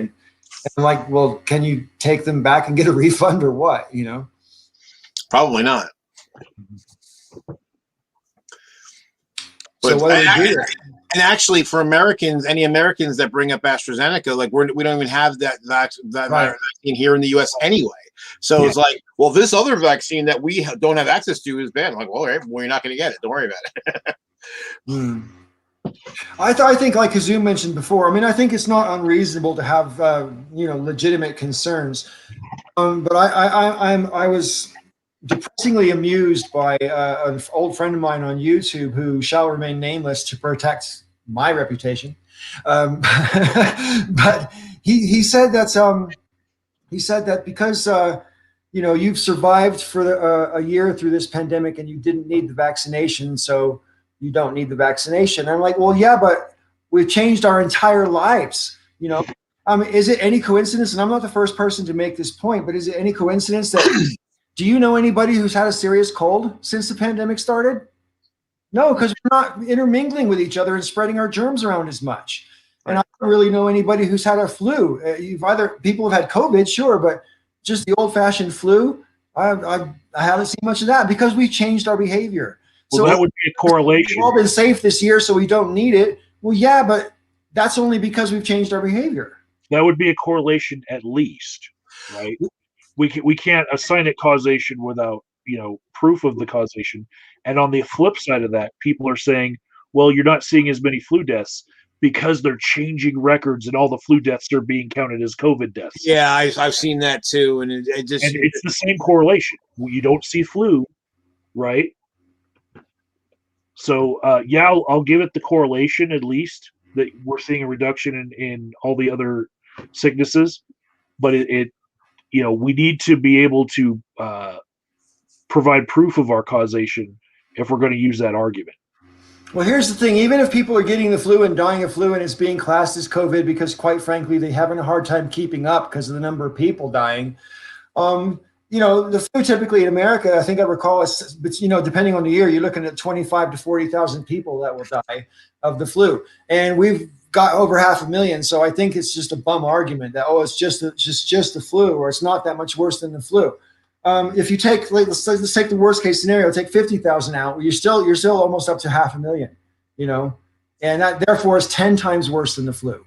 This is why I get really angry when people say, it's not that much worse than the flu. It's 10 times more deadly than the flu. Well, and then another thing, I mean, the flu doesn't leave your lungs damaged. Right. It doesn't, I mean, there's a whole bunch, it doesn't mess up your sense of smell or taste. I mean, I guess it can for a short time, but there are people who have had COVID who never get those things back. So, right. I mean, there's a number of things that, yeah. So to what CRB Vegas had just said in the last couple comments, I'm just like, yeah, no. Yeah, you're only counting fatality plus the fact that, well, okay, like 80% of the deaths are people 50 and up, but that means 20% are still like people younger than that. So the idea, there's tons of examples of younger people getting sick and dying and or getting debilitating long-term debilitating effects from it.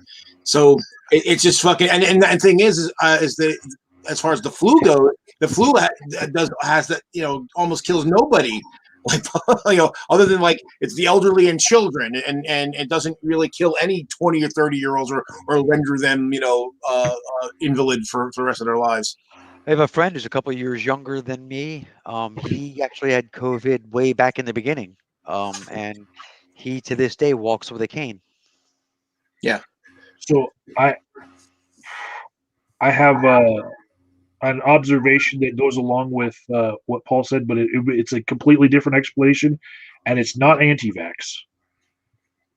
It's nothing like trying to say that flu deaths are being counted as COVID deaths.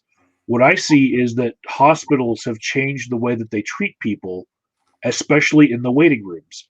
And as I used to work in hospitals, I saw people who were sick being sat in waiting rooms next to people who were not sick. And that does not happen anymore. And it could be that for decades, we have people going to the hospital for other things, catching the flu from people who had the flu while waiting for hospital treatment. And you don't see that anymore because the waiting rooms are all separated and social distanced. One of the worst places for cross-contamination has been hospitals, and the number of people who've gone in for non-life-threatening things and died because of some cross-contamination. I was in the hospital for cellulitis in my one leg, and so I got this really bad infection. They're pumping IV antibiotics to me. They put me in a room with a guy with MRSA in his foot, and he's walking around on the same floor as me with MRSA. That's like the fucking flesh eating. Right. I was going to say that MRSA is actually one of the most common things to catch in a hospital. Yeah. Actually, I had MRSA. I can tell you, it's awful. It's really, really, really painful. It's awful, and your flesh melts. It's awful. But anyway, right. Yes, that's the thing. So they put me. So here I'm already with a bad infection in my leg, and they put me in a room with a guy who's basically putting his infected germs all over the floor because he wasn't wearing a sock or anything like that, and they weren't mopping the floor with disinfectant every day. So I basically was double socking it and just throwing them away every day. So that every time I had to get out of bed to pee, so I literally I would hold my pee all day and pee once and then throw my socks away.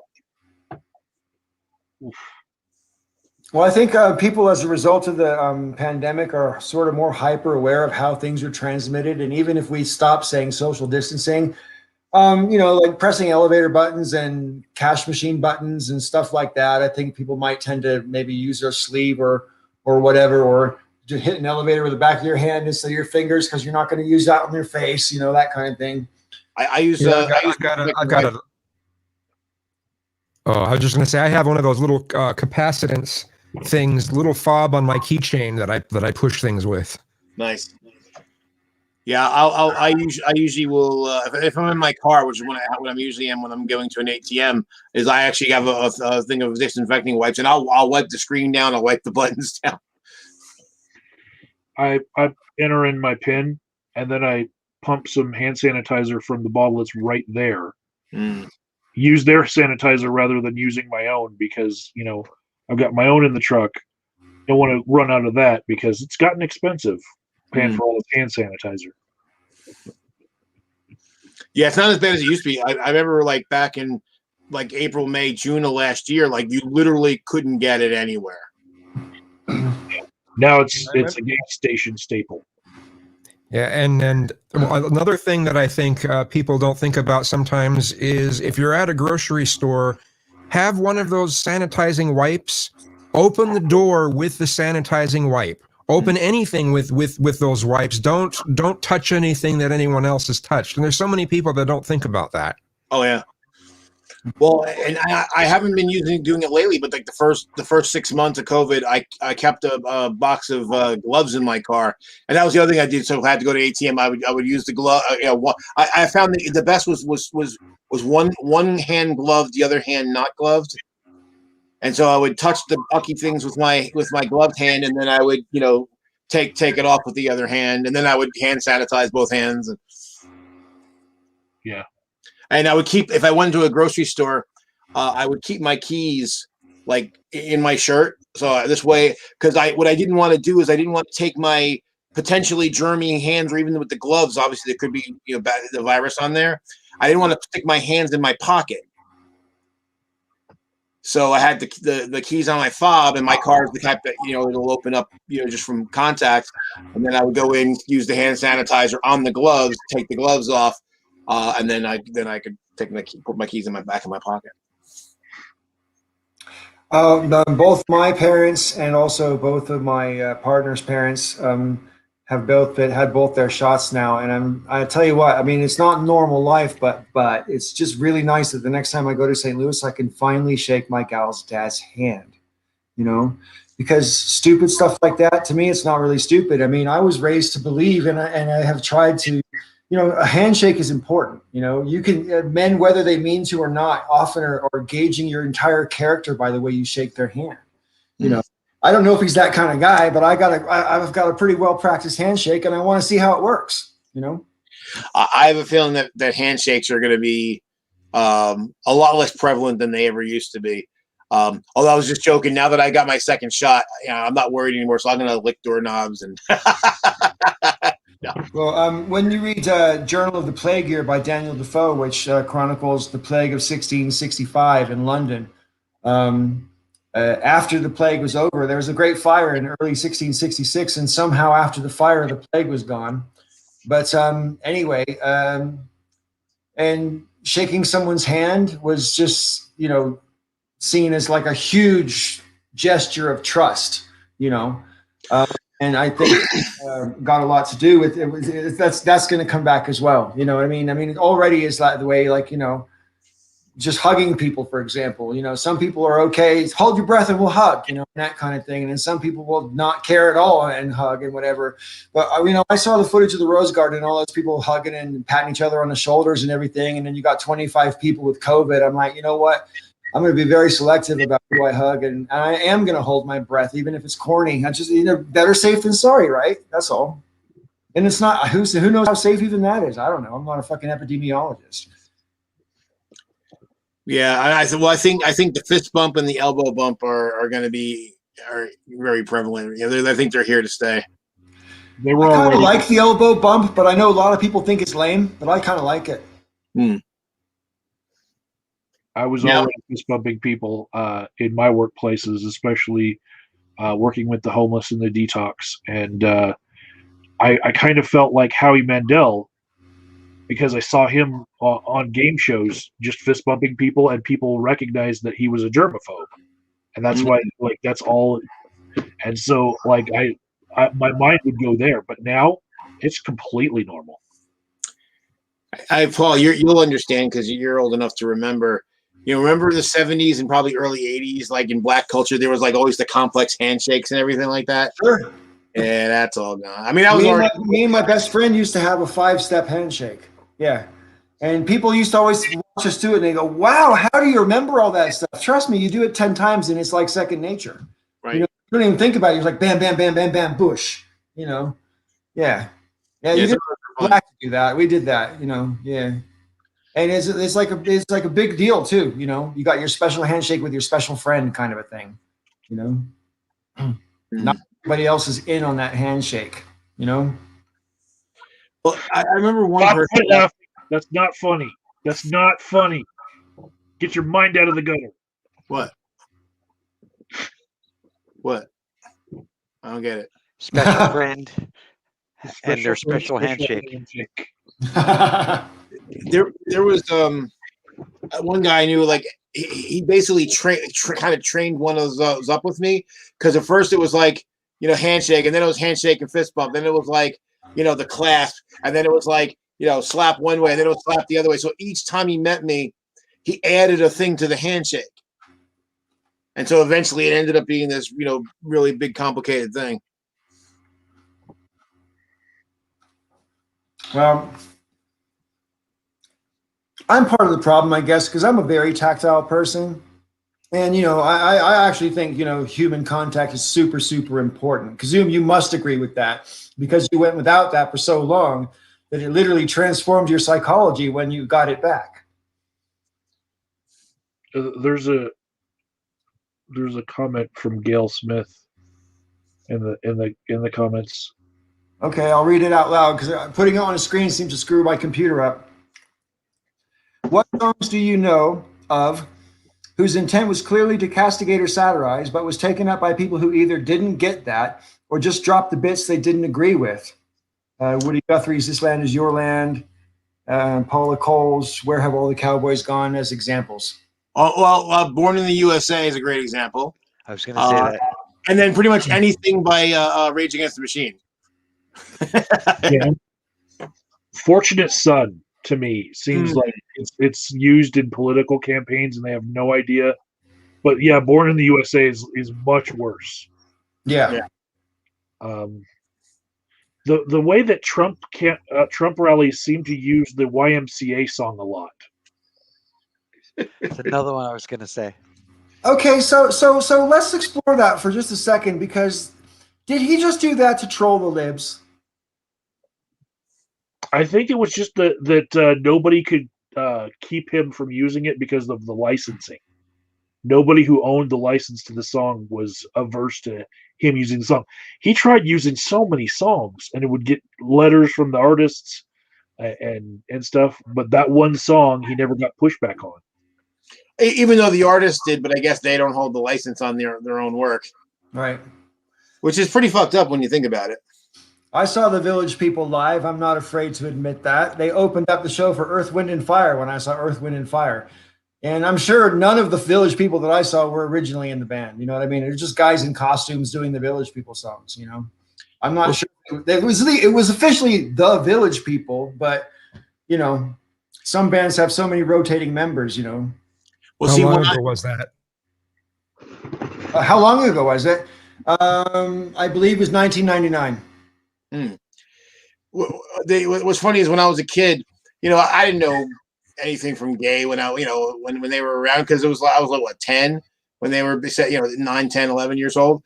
And so later on, when I found out that people were telling me, oh yeah, there's big, you know, in the gay community and all this, and I'm like, really? And I just didn't see it. And then it was like, then I started actually paying attention of like, oh yeah, now I see. I'm so old, right? I'm so old that when YMCA was a brand new song, I was DJing in a roller disco at the time. Wow, that's so. There's some pop songs that will never die, and YMCA is definitely one of them. And I kind of wish it would, because it's one of those songs that I've heard far too often. But it never died.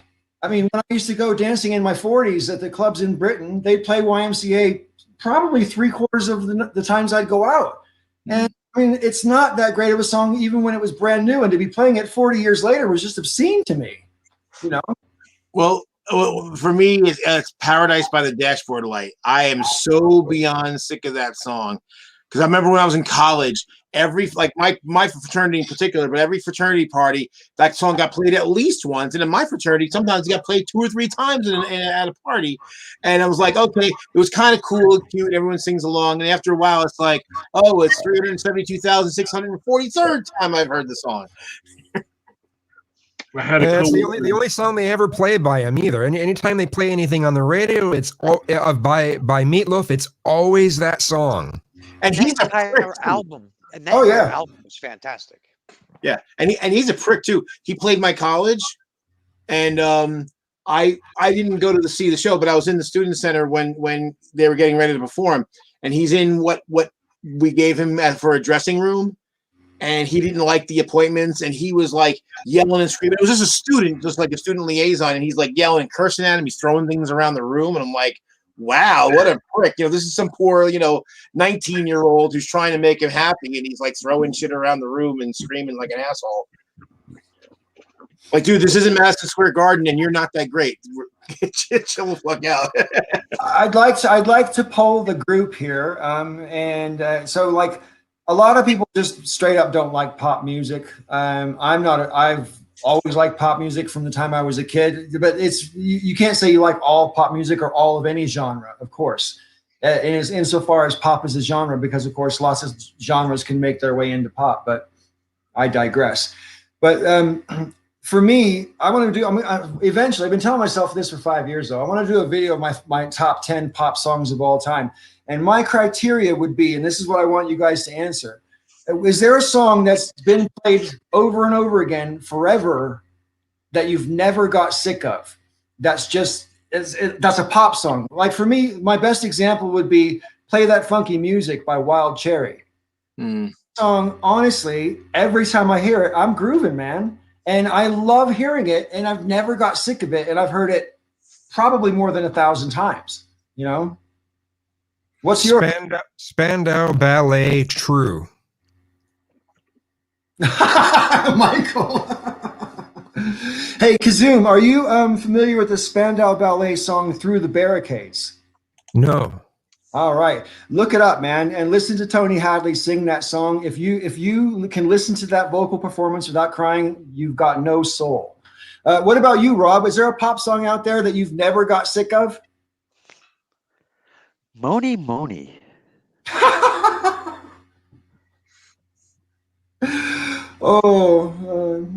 I think I used to like you before that, and now I'm not so sure.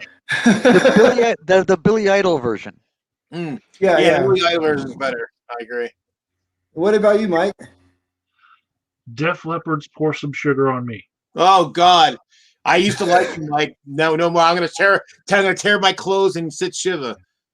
That's really, really funny. I think of that whole album by Def Leppard is kind of like Heavy Plastic. Is so overproduced. I mean, it was hip at the time, though. I mean, granted, and like Def Leppard, they were one of those bands that like chicks just couldn't get enough of, and to get backstage, you had to, show them your tits, but you could. That's all you had to do. I could get backstage. I actually saw them on that tour live. I will say, as much as I despise that album and pretty much every song on it, live it was better. Because I went there to see the older stuff, and I love their older stuff. But Hysteria live was actually not bad. But on the radio, yeah, I just want to cut my wrists. I would say for me, as far as song that I've never gotten sick of. Leaving out you're saying pop, so I'm gonna leave out metal songs. Probably Simple Minds, Don't You Forget About Me. Yeah, that's a great song. Yeah, Why haven't we covered that song? Yeah, we'll have to get some chicks to do the vocals along with us to cover up my voice. Yeah. But no, don't you forget about me. I can't listen to that song anymore because it made me cry every time.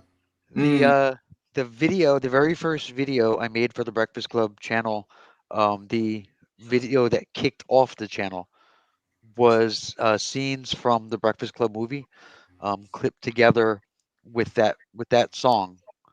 And I rewrote that opening monologue. I wish I had a copy of it still. I rewrote the opening monologue to make it Oh yes, fit for YouTube. Do you I remember? remember. I remember. Yeah, you know, When you said about rewriting, I remember because you did the voiceover and changed the words a I bit. changed the words of that opening monologue um, to make it fit the YouTube channel. But Yeah, yeah, that was good. There's a few other songs like that. I I just had it. It was one of the songs by the Pretenders, and Back on the Chain Gang.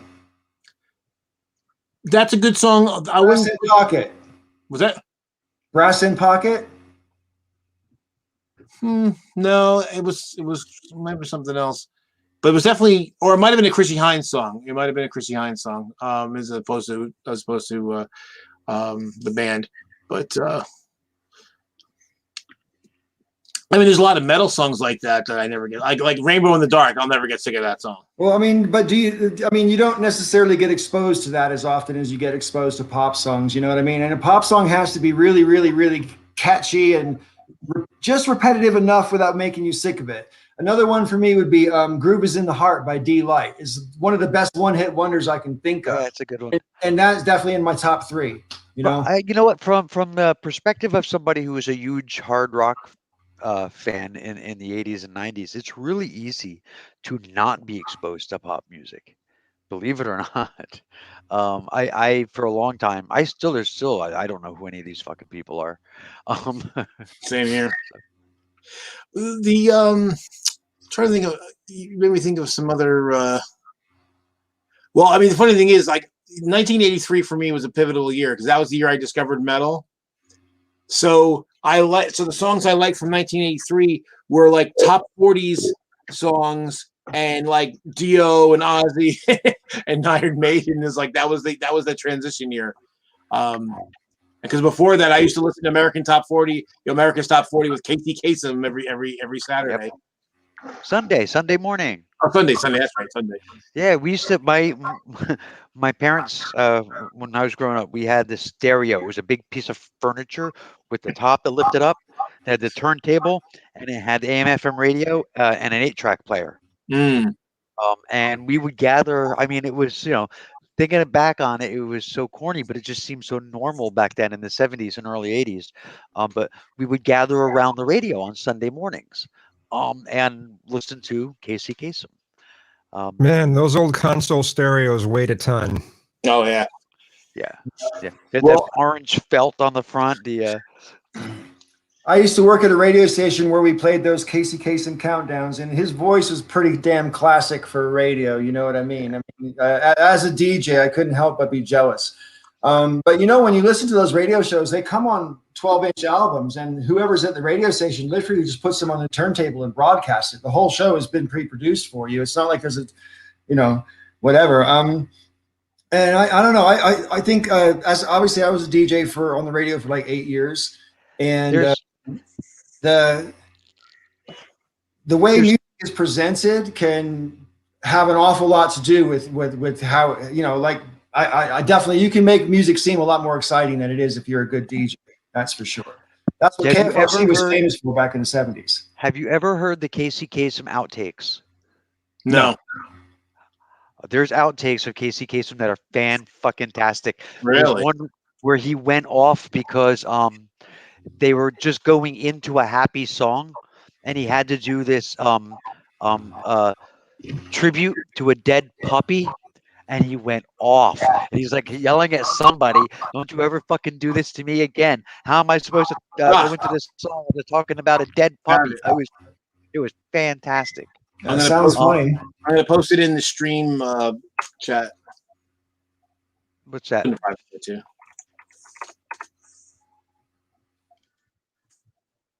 Is that the Casey Kasem? It's called Casey Kasem's Profane Radio Meltdown. Yeah, they're fantastic. So okay, so records. My brother had Kiss Dynasty record. You guys familiar with Dynasty? Yeah. Yeah, Okay, right. The Dynasty classic album cover. Well, yeah, and that was the one where they were going for a more disco sound because, just it was the time, I guess. And the song "I Was Made for Loving You." Yeah. Towards the end of that song on my brother's record, in the chorus towards the end, there was a skip. It was in 1970s, right? Late 70s, maybe early 80s. So you're talking, it's over 40 years ago, right? When he had that and that I listened to it. To this day, every time I hear that song at the end, I still hear the skip. All right.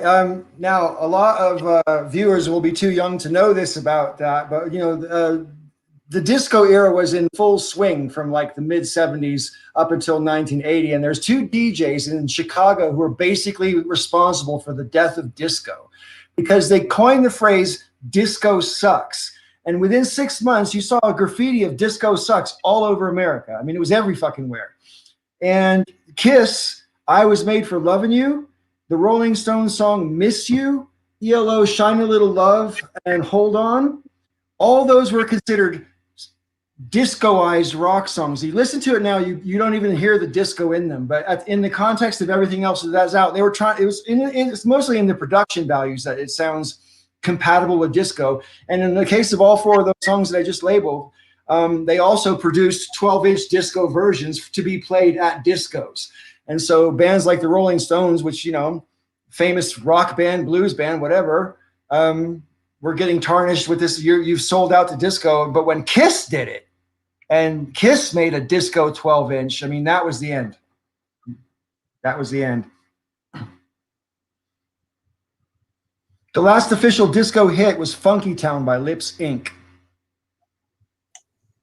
And after that, you couldn't get played on the radio if your song was perceived to be too disco. Won't you take me to Funky Town? Yeah, that one. Yeah. I always see. I can't think of that song anymore without picturing Towley with a small keyboard trying to do this song. I'm glad that works for you, Joe. Yeah, well, it's not what I would prefer, but it's what I got. Yeah. Yeah. So I was one of those kids in high school. I was well into. I saw Saturday Night Fever when I was 15 when it came out, and I went straight out and took disco dancing lessons. I took disco dancing lessons for 2 consecutive summers. And I've also taken jazz dancing lessons later in my life. But so I love dancing, right? But as a disco dude in my locality, boys weren't supposed to like disco. Disco is for girls, and boys are supposed to like rock, and that's how it was. And I'm like, well, fuck you, I like it, and that's it. And I would go to school wearing full-on disco Angel Flight and satin shirts and and polyacetate nylon shirts and all that kind of thing with all these disco patterns on at school because I couldn't afford to have clothes for school and going out. I had to have one or the other, and I didn't want to go out in my dowdy old school clothes, so I wear my going out clothes to school, and I must have been a bit of a spectacle. I know, shocking, right? That's funny. But yeah, I was one of those guys who's like, no, I like both, and I just refuse to accept this whole you have to pick a side, and I still refuse to sort of think in those terms. Do you ever see the movie I'm Gonna Get You, Sucker? Yeah. Because you made me think of the one scene where they were doing the disco stuff and they're like roller disco. It's Richard Pryor, isn't it? No, that was Keenan Ivory Wayans. Oh, okay. No, I thought that was from Car Wash. I'm sorry. Yeah. And well, it was when they were parodying the thing from Car Wash. That's what. Oh, okay. And so they're dancing, and the girls got Afro puffs, and basically as they're dancing around, they're kicking everybody in sight, and at the end, they're the only ones left, and everybody else is like laying flat on their back. But you said about picking things. That's why I always get annoyed at like the whole thing of like, well, Metallica or Megadeth or Beatles or Stones. I'm like, hey, I can like both things. They're not mutually exclusive. Or Star Wars or Star Trek. And I'm like, I like both, and throw Babylon 5 in there on top of that too. The Yeah, I like all that the stuff. Metallica and or Megadeth thing that came from the beginning of both bands. I mean, that Sure. came from Dave Mustaine basically threatening to kill Hetfield's dog and getting kicked out of the band. Yeah. So it became a game of who you were being loyal to. Had nothing to do with the music.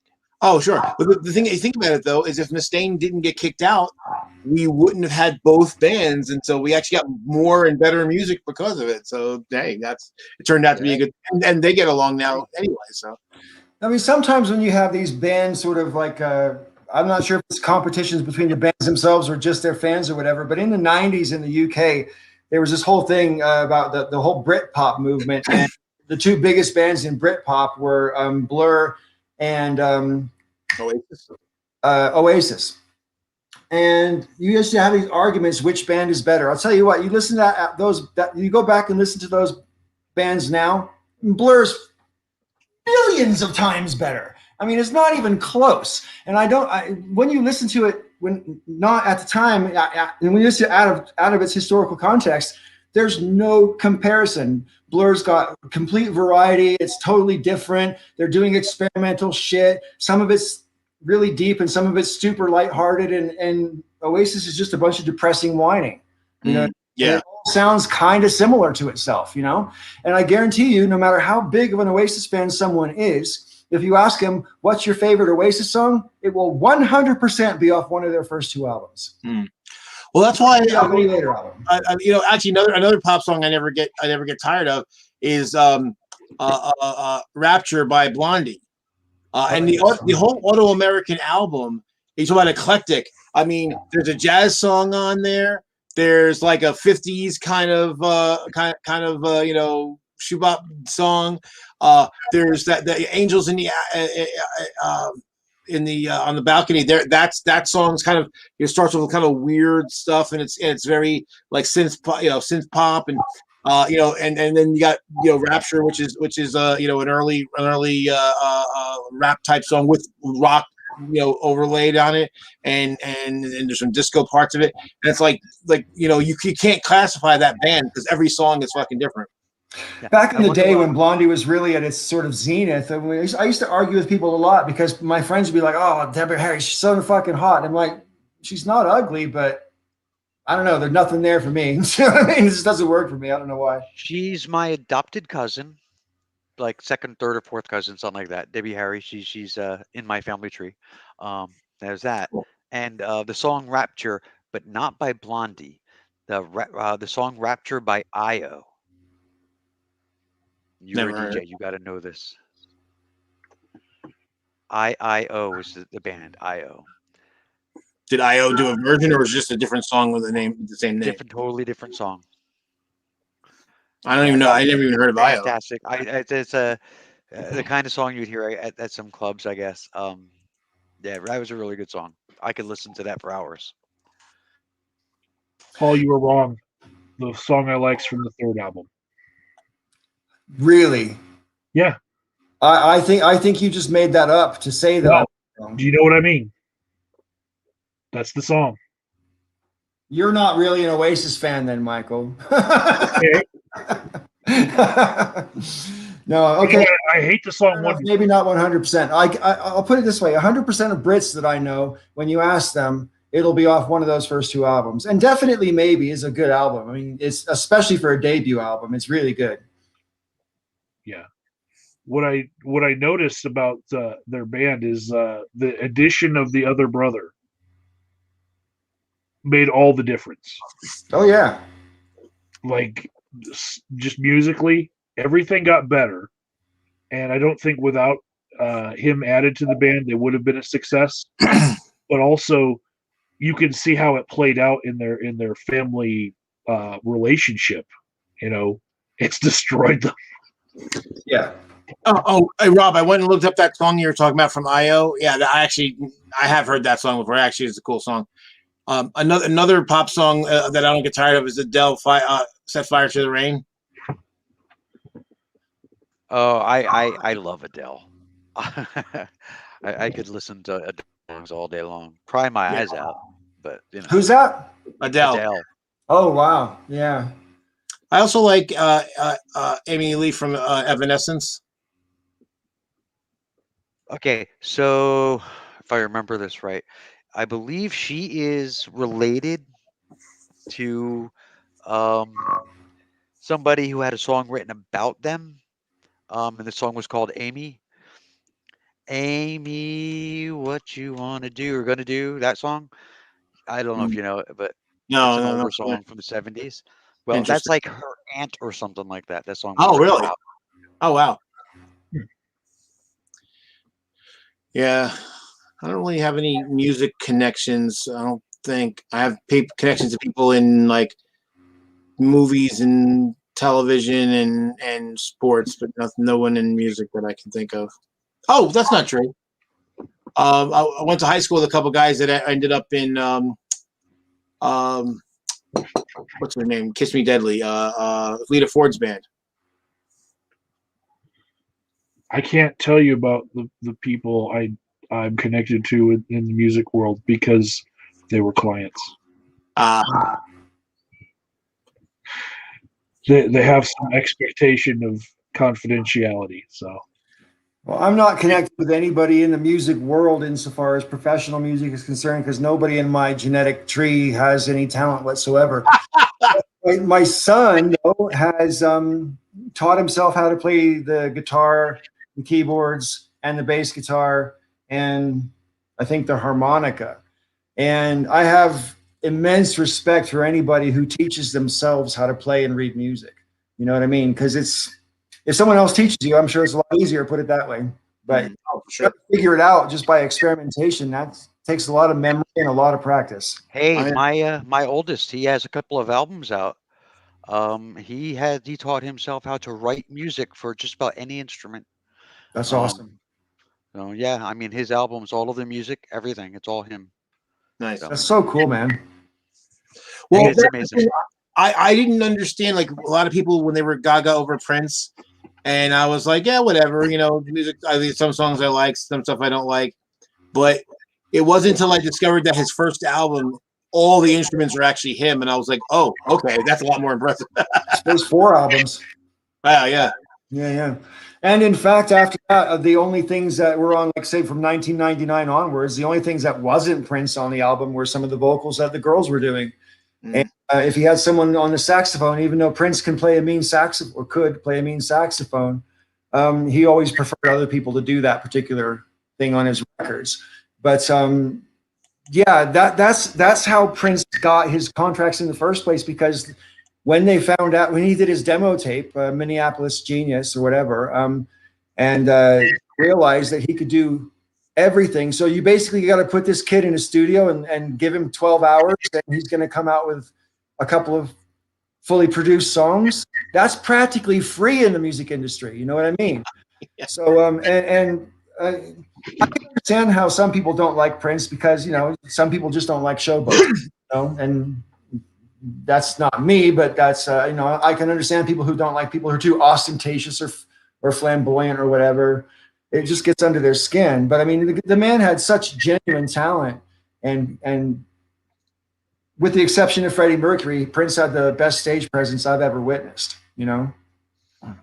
I never got to see either of them. I did. For me, the best stage presence that I've ever seen was Ozzy. Ozzy was a madman. Yeah, I saw him. I've seen him 3 times. The first time was like '89 on the Meadowlands, and because he was younger then and he had a lot more energy, and he was just like nonstop. He just never stopped moving. I have vowed never to go see any old rock bands, although if Funkadelic ever comes back, I'll go see them, even though George is like pushing 80. But because I saw I don't know what year it was. It must have been like 2005 or something. And I saw the Rolling Stones live on a TV. No, I didn't see it in person. And it was literally like someone had stretched out the rubber thing that turns the record, and the song was just a little bit too slow. And then the next one was the same, and you guys are like too tired to play it properly. And the last time I saw Yes, which is my favorite band, I saw Yes 7 times, right? And the last time I saw them, they really pissed me off, because they their whole presentation was kind of like, aren't you lucky we're here to play for you? You know, it was just, and they like Steve Howe did Turn of the Century, which is probably one of my favorite bits of guitar on recording, on the studio album recording, I mean. And it was like he was playing every other note. He wasn't playing the whole thing. He was playing like every other note. And so you have the same kind of melodic structure, but it was nowhere near as technically complicated. Right. So a few years ago, I saw Peter Gabriel and Sting together. Oh, wow. And Sting accompanied Peter Gabriel for all of his songs, and was taking over for the vocal parts that Peter Gabriel no longer has the range for. Oh, wow. So Sting was basically the whole show. You saw Sting with Peter Gabriel. But, Peter Gabriel as Sting. Yeah.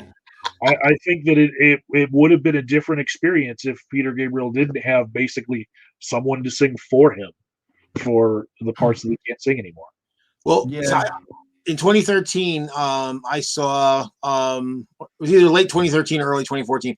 I saw Black Sabbath in Philadelphia, and that was on their final album. And that show was actually great. The Tony Iommi and Geezer Butler were tight. Tommy Clafoutis, who played the drums, was amazing. And even Ozzy, I mean, his voice was like, it would be strong, and then it would kind of weaken out for a bit, and then he would, get a second wind, and then he got his third wind, his fourth wind, and so it was kind of up and down. It was a little inconsistent, but when he was strong, it was beautiful. So I got to hear finally in live Into the Void, and Ozzy actually sang really strongly on that song, so that I was really happy. It's one of my favorites. That National Acrobat. Someone who isn't who's struggling when he performs would be Willie Nelson. Now I got to see him a few years ago at the Puyallup Fair, and the band that he works with is amazing because they'll slow down. They completely revolve around how Willie Nelson speeds up and slows down. So the band has to continually keep up with his slowdowns and stuff. Yeah, the band is amazing to keep up with that. Is Willie Nelson in poor health? I think I read, I think he is. Yeah. Well, he's 1,000,000 years old and on a lot of pot. So, well, maybe that's how he got to be 1,000,000 years old. I don't know. Willie Nelson is 87. Wow. Well, that's the thing. Damn close to 1,000,000. If you guys have, I don't know if you guys have noticed or not, but this year, I mean, I remember back in 2015 because a whole bunch of like really famous celebrities died, and it was like every couple of weeks or every 2 or 3 or 4 weeks. So far this year, almost every day, somebody of note has died. Yeah, and most of them have been really old ones, like in their 90s, like Cicely Tyson and a few other people. A lot of people in their 90s who've been famous forever. To the point where you probably already thought they were dead because they had dropped off your radar for so long, and then you find out, like I knew Cicely Tyson was alive before she died, so when she died, I was actually like, oh, wow, you just kind of got used to thinking it was never going to happen. Right. Yeah, I think why 2015 was so jarring for so many of us is a lot of those people were Generation X icons. Right. We were up until that point, we were a generation that hadn't seen a lot of our heroes die. Sure. But I mean, it's also true that I hesitate to use the term, but just because everybody will know what I mean, there's like a higher caliber of celebrities that were dying in 2016 compared to your average years. I mean, right. Oh yeah. Die every fucking year, but I mean, Muhammad Ali and Prince and David Bowie and George Michael and Carrie Fisher and her mom Debbie Reynolds, and it just goes fucking on and on and on. Yeah. Did you guys see the copy of Sgt. Pepper's Lonely Hearts Club Band? But it was all the dead musicians from 2016 instead of all the famous people from that. No. Oh man, look it up. It makes you goosebump. It's really, really touching because you don't really realize until you see them all in one picture just how many there were. I mean, Maurice White from Earth, Wind, and Fire might not ring a bell to many people, but that guy's voice, man. I mean, I can't even explain how much I love Earth, Wind, and Fire when I was growing up. Well, it's like this year with obviously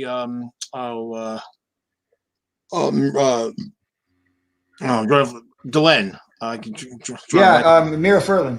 Mira Furlan. So yeah, it's like somebody's put up a picture. It was a cast photo from way back, and they had filtered so all the dead people were gray, and it's literally like half the cast. More than half the cast. Conway's dead. Garibaldi's dead. Verlaine is dead. Jacar's dead. The Dr. Franklin is dead. And Claire's dead. Claire is dead. You know who's left? Bill Mummy. Bill Mummy's he's still alive, right? And Bruce Boxleitner, obviously. Is Andrea dead? What's those? Andrea Thompson? No, she's alive. And so is lead out Patricia Tallman. She's alive. Claudia Christian's alive. But yeah, Zathras is dead too. Right. Wow. So yeah, you could almost make an argument for the fact that for the show had some kind of curse, because the much anticipated Babylon 5 movie could never get off the ground. Once you lost Dr. Franklin and Jakar, you couldn't really replace those people with alternate actors. No. And that's what's been happening on one of the Babylon 5 forums I'm on is every few days someone will come up and say, oh, well, I'd like to see a reboot, or I'd like to see this. And I'm like, no, just no. I mean, a reboot is going to require new actors, and you think you're going to catch that same feeling, and you're not, because it's not the same people. What you liked about the show was the chemistry and a lot of people, I asked some people, what do you think you're going to get out of it? And they're like, oh, better graphics. Who gives a fuck? The show wasn't about the graphics. It was about the characters and the story. And you're not going to get those same things again. And I think that's one of the reasons why I haven't liked I didn't like the Star Trek reboot. I didn't like the Battlestar Galactica reboot. I haven't liked the prequel, the sequels for Star Wars, the sequel trilogy, because it's not that. It's just whatever made those things great is not contained in any of these new things. I wish Hollywood would get off of this reboot and remake and sequels and prequels. It's just like, I don't know. It's this sort of this refining of things. Oh, we have to refine everything. It's just what happened to original ideas? What happened to Hollywood? What happened? The music industry is suffering the same thing. Everything's about refining things that already exist. Right, because there are no more original ideas. I don't think it's about refining things that already exist. I think they have no ideas. I disagree with that with great respect. I think it's not necessarily that there's no more original ideas. It's just that there are people who want to play it safe. They want to take the safest possible route. So if you've got a movie that made, $100 million or whatever, and research shows that most sequels can count on a minimum of, say, 70% of that audience, that's still 70 million that you can pretty much count on, and maybe more if the movie takes off. Like Terminator 2 is a good example of a sequel that probably got a lot more people to the cinema than the first one, even though the first movie is a great movie as well. Yeah, I think, and that's one of the reasons why I kind of get on the fence and about how I view them, because there are some people who they think, well, who cares about continuity? Who cares about drawing to the old one? And I get the point that there has to be some liberty to do something new. But on the flip side, when you slap that label, you say this is Star Wars, this is Battlestar Galactica, this is Star Trek, Babylon 5, whatever. You're actually trying to play on that sentimentality. You're saying, hey, well, if you like the other stuff, you're going to like this too. So give this a chance because you like that other stuff. So it's going to be kind of like, it's not going to be identical, but it's going to be kind of like that. And then if you go and you see it and it's like completely different, then you're like, well, okay, you lied to me. And maybe what you did might have been good in its own right, but you chose to put that label on it and call it this thing. And now it's not that thing. So I'm not going to be happy with it. I'd say it's worse. I'd say it's actually worse than that, because they're not saying if you like this, you'll like that. That's like Star Wars, Star Trek. What they're saying is this is a continuation of the exact same story that you love so much. So because you love that, you want to know what happens to these people. You're going to love this too, because it's a continuation of what you're already invested in. Right. So it's actually worse. And then you watch it and you're going, what the fuck is this? Yeah. Well, and that's one of the reasons why I think I mentioned this before, that I've given up on fandom. It doesn't mean I don't like things, but I'm just not as invested in them anymore, because I realized that I was getting unhappy because like I still don't like, for instance, the new Star Trek, but I don't care anymore. I'm not like wounded like I was before. I just like, yeah, it's not Star Trek for me. I don't give a fuck about it. I like it, partly because Kirk is hot, but whatever. I mean, you know, it has its flaws, but speaking of flaws and fandom, has anyone else here seen the Snyder Cut? No. Snyder cut of what? It's 4 hours. I didn't have time. Justice League. Justice League. I sat through. You guys remember Shredder, right? Yeah. Shredder. Okay. He said, "I'm not going to sit through a 4-hour movie if I already know the movie. You know, I'm not going to sit through 4 hours. It's not worth it." But I did. I did it for you. If you watched Justice League and thought, "Well, this was okay," you know, they could have done this better or whatever, or maybe the graphics could have been better, then you might want to sit through the 4 hours to watch the Snyder Cut, because in my opinion, he improved a lot. Changed the story, to some fan service with Superman wearing the black Superman outfit. But it was still. What do you think overall, Rob? What do you think of the whole concept of director's cuts? Well, I don't. Here's the problem. From what I understand is that the movie studio wouldn't make this one in particular because it was too long. And it was going to cost them too much money and blah, blah, blah, blah, blah.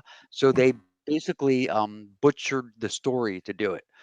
And it's obvious when you watch the original Justice League, even if you don't know any of the backstory about Snyder and the different directors and all that other nonsense, you can tell watching it something went very wrong in the making of this movie.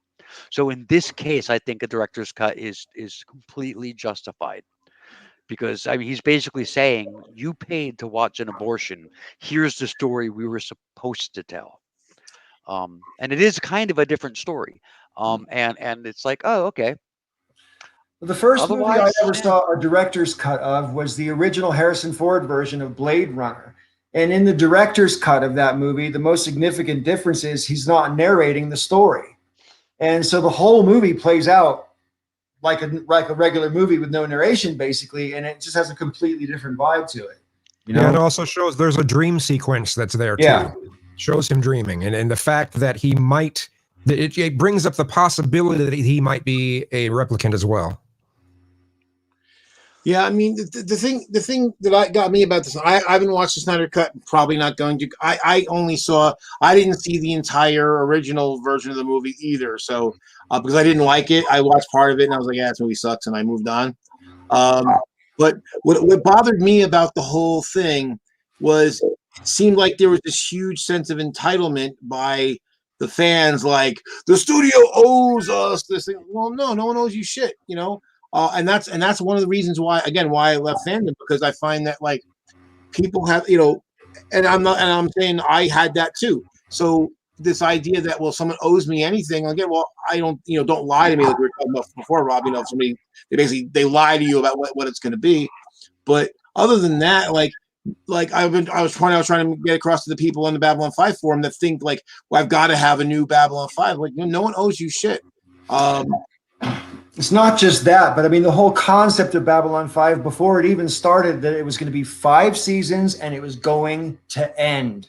Right. It was the whole idea. It was like a novel in the way it's been structured and everything. It's one story. It wasn't supposed to have any spin-offs, which it had a couple of efforts, you know. But that was never the original idea in the first place. It would be colorizing Citizen Kane. You know, it's just some things don't need to be altered. You know? In fact, to make your point, the closing scene in Objects at Rest, which is the last episode before Sleeping in Light, when everyone's leaving the station, and then there's that point where they're all seeing off Sheridan and Delenn, and they're on the command bridge, and you see every single one of the original characters now has been replaced by their replacement. And that was the point, that the story never ends. It's an ongoing, you know, that's how life is that, you know, people come and go, and people die off and new people are born, and the story never ends, even though the players change. Yeah. And the part worth telling, you've already seen, you know? Right. And so, yeah, that's, you know, the part that changed history for 1,000,000 years. And isn't it thing I like the best about Babylon 5, and I'm not going to geek out too much about it, but the fact is, if you really pay attention, the story spans 1,000,000 years. Yeah. And that's some pretty bold television. Yeah. So yeah, it's not very. I mean, a lot of science fiction when they talk about the future, they might pitch it a few decades, or in the case of Star Trek, maybe a couple of centuries. But you don't really get very much science fiction. It's pitched a millennium or 2 millenniums or 8 millennia in the future. I mean, Dune is, I think, set. The first book is set in the year 10,191, is when that book kicks off, and just the idea that someone decided to try to pitch their imagination that far into the future, I think is brave as fuck. And because will we even still exist in 10,000 years? Well, and that's one of the problems that the Star Trek producers have run into, and this is again where fans kind of drive me nuts. Is like they'll look at a show like Enterprise and they'll say, "Oh, it's ridiculous how anachronistic everything was on the show, all the technology and everything," and it was. But the thing is that so was the original series, and because the original series existed, here's the thing: the same people who are saying how anachronistic Enterprise was, if they had made it look more modern than the stuff that's supposed to happen 200 years later, they would have been eviscerated by the same fucking people. Right. Yeah. Yeah. I mean, I loved Enterprise, and I know a lot of Trek fans didn't like it, and I know like the complaints that you're talking about, and I was just like, but it was a submarine. It was supposed to look and sound and feel like you're in a submarine. Our first effort into that kind of a mission in space is very much going to resemble a submarine. So there was a logic to it. It made sense. And yeah, it was supposed to look and feel older than the original series, and that's hard to do considering how old the original series is. I never gave Enterprise a fair try, really. It's a decent series. I saw one episode, and the thing that stuck out about me, which I quite liked, and it kind of relates to what you were just saying, is some alien person wanted Scott Bakula, the captain, to make some kind of major decision. He's like, "I'm just the captain of a starship. They don't let me make decisions like that." Right. Which seems like much more realistic than Jean-Luc Picard, who has absolute authority to do whatever is necessary to, preserve the ship or to, further the mission. Right. Yeah, there was a lot of like red tape he had to go through. Right. And there was a lot of like very relatable back and forths he had with some of the aliens, Right. Especially some of his adversaries, like when he was fighting with the reptilian, and he said, "On my world, we have creatures like you, turtles, great soup." Hey,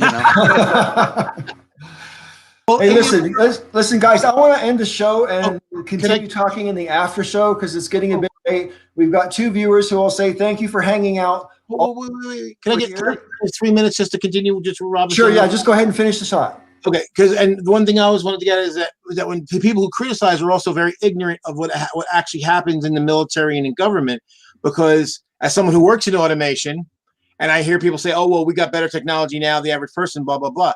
Well, when you're dealing with, particularly in the military and in the space program especially, they don't have bleeding edge technology because what they need is reliability, not performance. Reliability is king because, especially in something like this where you're going off into space and you've never done this before, you've got to make sure that all that shit works. It doesn't have to be the best of the best of the best. It has to work, always fucking work. And so, yeah, it's going to be hardened and it's going to be more industrial looking, and it's not going to be bleeding edge technology because that's how people die. What you have on your phone or what you have in your house doesn't have to be the end of the earth because you're not going to the fucking moon. Right. I know I said I was going to end the show, but you just reminded me of something, and it's completely off the subject, which I apologize for, considering I just said I wanted to end the show. But one, because you're an engineer, Joe, so I'm very curious to pick your brain. When you look at the Great Pyramids in Giza, right? When I think about this kind of thing, you look at that, and there's so much industry and science that's gone behind that stuff, right? And I don't know, the advanced cultures like that come and go, right? And we can't even figure out now how those damn things were built, right? And when you're an engineer, when you look at that, do you see like a wonder of the world, or do you just go, that's pretty, or what? I mean, you know what I mean? Oh, well, I mean, they're amazing because obviously, like I geek out over any, I'm not a civil engineer, but yeah, any kind of amazing structure. Hell, I remember once coming back from a go-go bar, and they were putting up an overpass over the highway near my apartment complex because they were just because they built a new shopping center. They wanted to have easy access to it. I sat there for a half hour watching them put the beams down and and this is like 1:30 in the morning, and I was like just enraptured watching them build this bridge. So yeah, I think it's always amazing. I don't think there's a lot of people who seem to think that it's beyond human comprehension and therefore it must have been aliens or whatever. It's actually relatively simple technologies that helped build that, compared to today. And I think we've kind of figured out actually how they move those heavy blocks around now. But yeah. No, I think they figured out. no. They pretty much figured out how they could move them distances, Yeah. and that's fairly simple. There's a lot of different ways using just logs, and you just take the last one, you put it in the front, and you just keep going, Right. and it moves. The hard part is hoisting them into place. They didn't. They built ramps. Well, here's the thing about that, Joe. I saw a whole documentary on this exact subject, and if you had a ramp that was like a straight incline ramp, the ramp itself to get to the top would have to have more stone than the actual pyramid did. Doesn't have to be stone. Or to support 20-ton stones to get up a ramp. I don't know. You're right, though. It doesn't have to be stone. But so the other theory is that there would have been a ramp that wound around the pyramid that they then unbuilt on their way down. But that has all kinds of every time you get to a corner, there's severe engineering problems with how you get around the corner to the other side. Once you get on a flat surface, it's fine, and especially at the apex, it's particularly difficult. And in this documentary, they tried to build a 12-foot high pyramid using technology that they had at the time. And they gave themselves a time frame which was proportionate to the building of the pyramid, and they could just barely do it. And that was with all this massive planning and everything that went into it, and they literally could just barely do it. And that's for a 12-foot high pyramid made out of the same materials. True, but again, the fact that they were able to do it, and the thing is, you got to remember, is that certain things usually when you scale up, doing things at small scale is usually easier than doing on a big scale. Not always true. Because especially when you're talking about people and sizes, if you have people using physical labor, when you get to big structures, it's actually easier to throw lots and lots of people at it to surround a block and move it where you can't do that with small objects. The problem with the experiment with the 12-foot high pyramid is you didn't have to build any kind of ramp to get to the top, right? So the whole ramp part of the equation is completely missing. And that I think is why the pyramids confound engineers. It's not just how they were constructed, but I mean, the Great Pyramid of Giza the base of it is a perfect square to within less than 1 inch, and just making that square is an engineering achievement. And then keeping the corner square all the way up to the apex. Oh my God! I mean, but see, here's the other thing about that too, though. Is that you can actually lap the stone once it's in place. So it doesn't have to be perfect before it gets there. You just have to make it perfect after the fact. And it's indistinguishable between a stone that was perfect when you on the ground or one that was made perfect when it was up in the air or up on the top. See, also the other thing too about as far as turning corners, here's the thing. You're thinking of, well, I've got to take the stone and I got to turn it. No, you don't. You have to. No, it's not the stone you're worrying about turning. It's the equipment that you're hoisting the stone with around the corner. Well, that's if you're hoisting. If you're building a ramp, that's not an issue. But the thing is there because you orient the stone in the orientation it's going to need to be when it gets there, and it'll actually go in place once it gets there. Right. Well, thank you for letting me pick your brain with that. I've been meaning to bring this up, believe it or not, for a long time because I find ancient shit like that fascinating, and I'm not one of these people who believes in ancient aliens. I am more prepared to believe that there's interdimensional beings than to believe that interstellar travel is possible. I just don't think it's possible. But before we go, Paul, did you see along the same vein?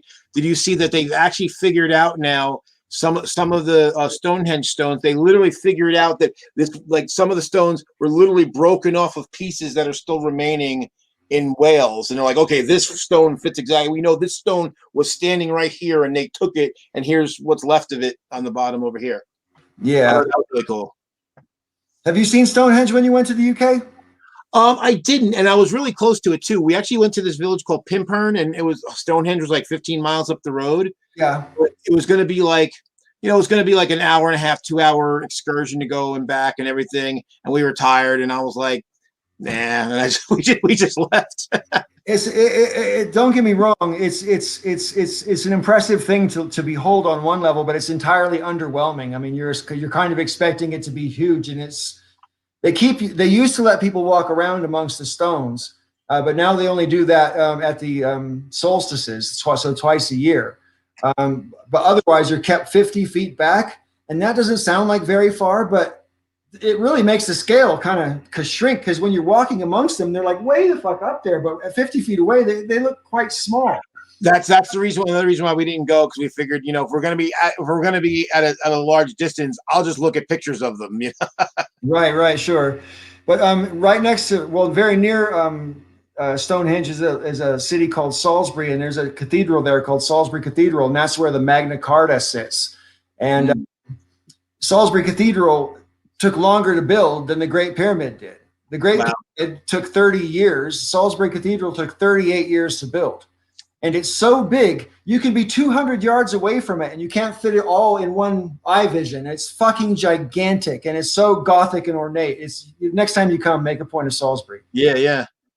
That's funny. Actually, I there's a possibility, a reasonable possibility that I'm actually descended from King John, upon whom Magna Carta was forced. Right. Yeah, I'll tell you what though, without ye olde English and the calligraphy, every letter looks the same. You mean you must have to do a lot of scholarly study about calligraphy to figure that shit out. It's really hard to read. Anyway, I think I'm going to try to wind the show down. I want to thank the members of the audience for hanging in for the entire time, and we'll be back next week, of course, with whatever combination of hosts chooses to show up. And guys, I appreciate you coming and breaking my cherry again. In the meantime, may all your ups and downs be ups, people, and we'll see you next week.